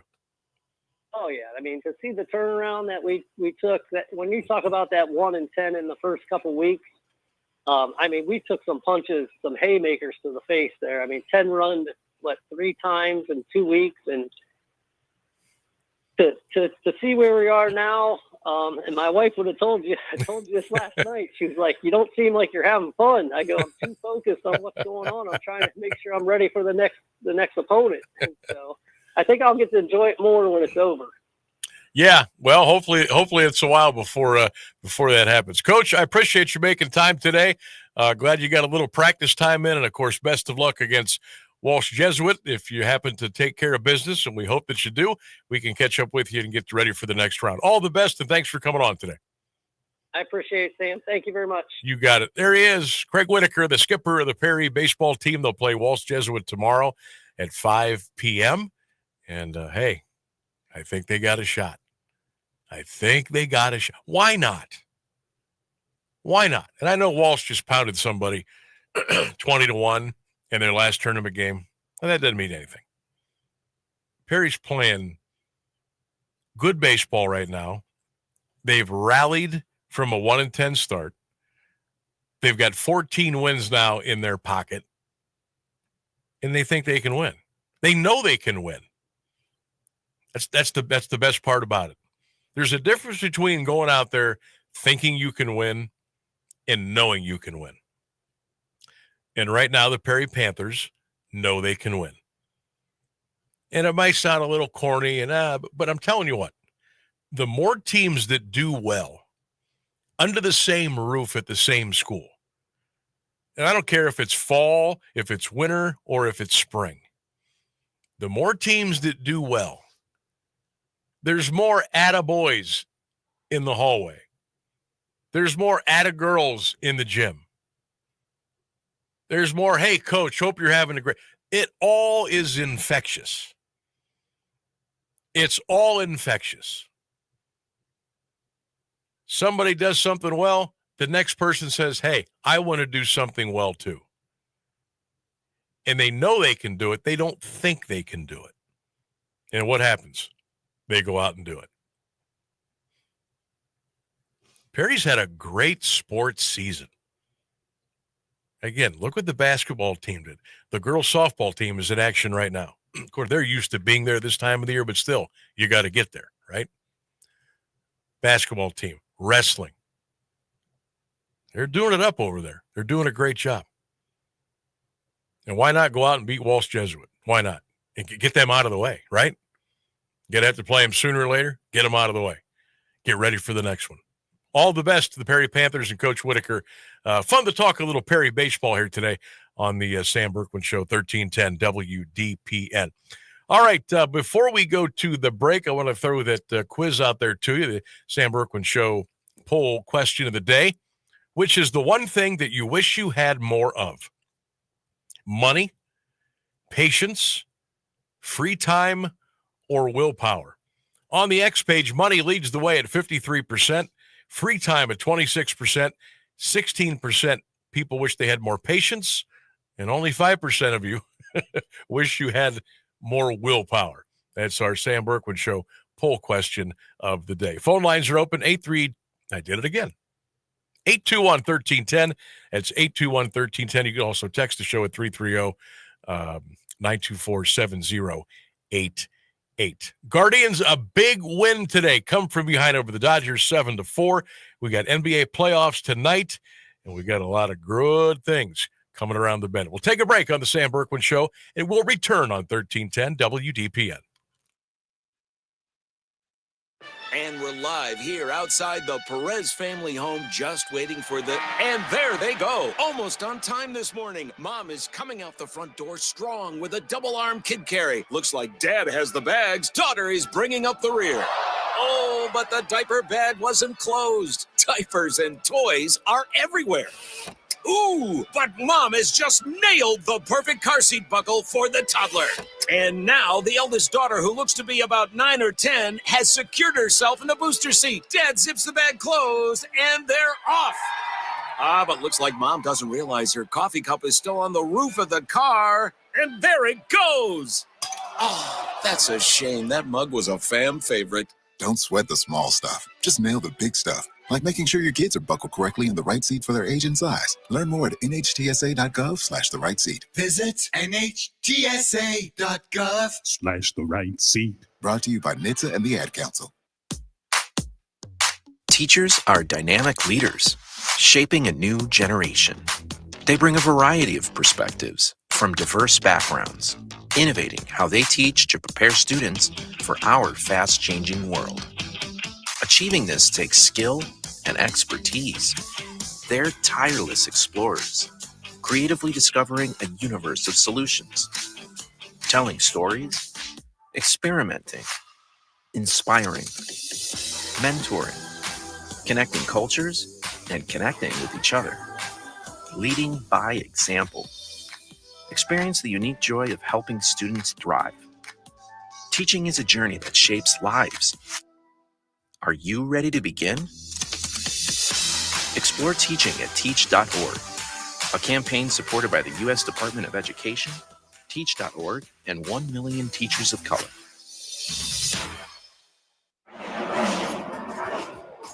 Hey drivers, it's Ryan Blaney, your 2023 NASCAR Cup Series champion and driver of the number 12 Discount Tire Ford Mustang. Do you know one of the most important things that helps keep my car going on the track? Tire pressure. Keeping your tires properly inflated is crucial for safe stopping power and better gas mileage. Check your tire pressure at least once a month or stop by a local tire retailer for an air check. A message from the U.S. Tire Manufacturers Association. I'm Chris Jakovic.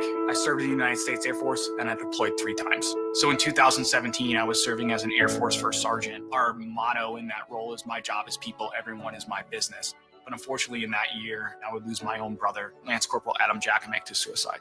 The majority of veteran suicides are from guns. I store my weapons securely, not only for myself, but for my family. Store all your guns securely. Help stop suicide. My service never stops. Brought to you by End Family Fire and the Ad Council. You're listening to the Sam Bourquin Show on AM 1310 WDPN. Phones are open at 821-1310, 821-1310. And appreciate everybody listening and watching today on the Q92 Radio YouTube channel and the Q92 Radio Facebook page. Love to interact with you all on all of our social media platforms, so keep the juice coming. We certainly enjoy having you. Let's see here. The Guardians a winner today, 7-4. Angel Martinez, a big 3-run home run in the bottom of the 8th inning. And the Guards beat the Dodgers 7-4. Off day tomorrow. Angels come to town Friday, Saturday, and Sunday. But the Tigers beat the Giants today, so Cleveland still 6 games back in the division. NBA tonight. The Timberwolves and the Thunder will battle. And if Oklahoma City wins, they will win the West. And they'll get ready for the NBA Finals. Knicks and Pacers off tonight. They will play tomorrow. Got a quick softball update here, Dougie, and the PTO all over it. From Ashland, Perry softball leads Amherst Steel by the score of 1-0. They are now in the top of the 4th inning. So go Perry, get that dub today against Amherst Steel. A couple of quick things here. Remember Sean Kemp? Used to play with, well, he started his career with Seattle. He used to call him the Rain Man. He was beyond a human highlight film. Well, Sean Kemp, late in his career, got traded to Cleveland, and he ballooned to like 300 pounds. He just didn't want to play anymore. He had a couple good years with the Cavs, but he was at the tail end. Well, he got in trouble back in March of 23. Actually shot at a couple of guys in a Toyota in the parking lot of a Tacoma mall. This was in March of 2023. He was arrested without incident after the shooting. They finally come around today, and he's getting ready to be sentenced, I believe, but they're not going to sentence Kemp until August. Prosecutors recommend that his be sentenced 9 months in jail, 1 year of community custody, and to pay restitution. He was charged with a count of first-degree assault with a firearm enhancement. This is per the Seattle Times. Prosecutors also added a couple of charges: second-degree assault with a firearm enhancement and a drive-by shooting charge. But again, he will not be sentenced until August, so we'll see what happens there. I'm telling you what, go back in YouTube, Google Shawn Kemp, Seattle Supersonics. You will see a basketball player do what you never thought a basketball player could do. This guy could, he was unbelievable. He was so fast getting up and down the floor. Kind of a wiry jumping jack, gangly arms, but he was so smooth back in the day. And he could hit jump shots too. I mean, he wasn't the greatest outside shooter. A lot of his stuff was done at the rim. The older and bigger that he got, he figured out a way to shoot better. But I'm telling you what, if you just take a minute or two of your day and Google Shawn Kemp, Seattle Supersonics on you, and just watch some of the ridiculous things he was able to do on the basketball court. I mean, it was unbelievable. Absolutely unbelievable. All right, we got a couple minutes before we say goodbye. And I meant to throw this question out earlier today, but just didn't get around to it. I'm thinking about stopping somewhere to eat on the way home today. Normally don't do that. Maybe once every couple of weeks. I need a good spot. And I want it to be a local place. I know there's lots of great places, especially on State Street, but it's like the corporate, which is fine. But I want to hit up a local mom and pop place on the way home today. Rainsburg, you got a place or two I might like. I've been to the neighborhood. They got one of the best hamburgers in town. Yep. I've been there, obviously. I've been to Papa Gyro's a million times. Papa Gyro's is I've great. done the B-Dubs. I've done the Roadhouse. I've done all that. But I want something that's Alliance-centric. And I miss A-Town Burgers and Brew. I miss that. They're gone now. That would have been my go-to. So we got about 30 seconds or so, but I hate to put you on the spot. Is there a place I could get to? Off the top of my head, I mean, if you've never been to Doug's, I haven't been to Doug's. Yes. I know Doug's is still pretty good. Yep. Grinders is a great place in town. I know it's not family owned. They've been closing down a lot of little family owned. I've been places. to Burger Hut. I've been there. Burger Hut's great. Yeah, I've been there. That's I'm looking for a little Italian. I'm looking for some Italian, maybe. Not the Polinore's. If you're looking for Italian, Polinore's. I forgot about that. Yeah. Okay. I always forget about Polinore's. Sold. There it is. There it is. All right. I don't know if I'm dressed to go in there though. Dude, it's a line. I don't know if I'm. Oh, jeez. I don't see anybody dressing up to go to Polinore's. It's kind of like a bar too. They've got a bar in there, so it's a little more of like just a family restaurant that does Italian food. All right. But I might hit that up. It's like classic family-owned Italian where you get. I might hit that up. You get a lot of food for your money. That sounds good. That sounds good. All right, there's Phil in the background. It's time to say so long. Thanks to my producer, Ryan Rainsburg. Thanks to everybody for listening, texting, and commenting and watching today. And most of all, thanks to you out there. We really appreciate having you along here Monday through Friday. Have a great night, everybody. Go Guards, go Cavs, go Bucks, go Browns. Good night.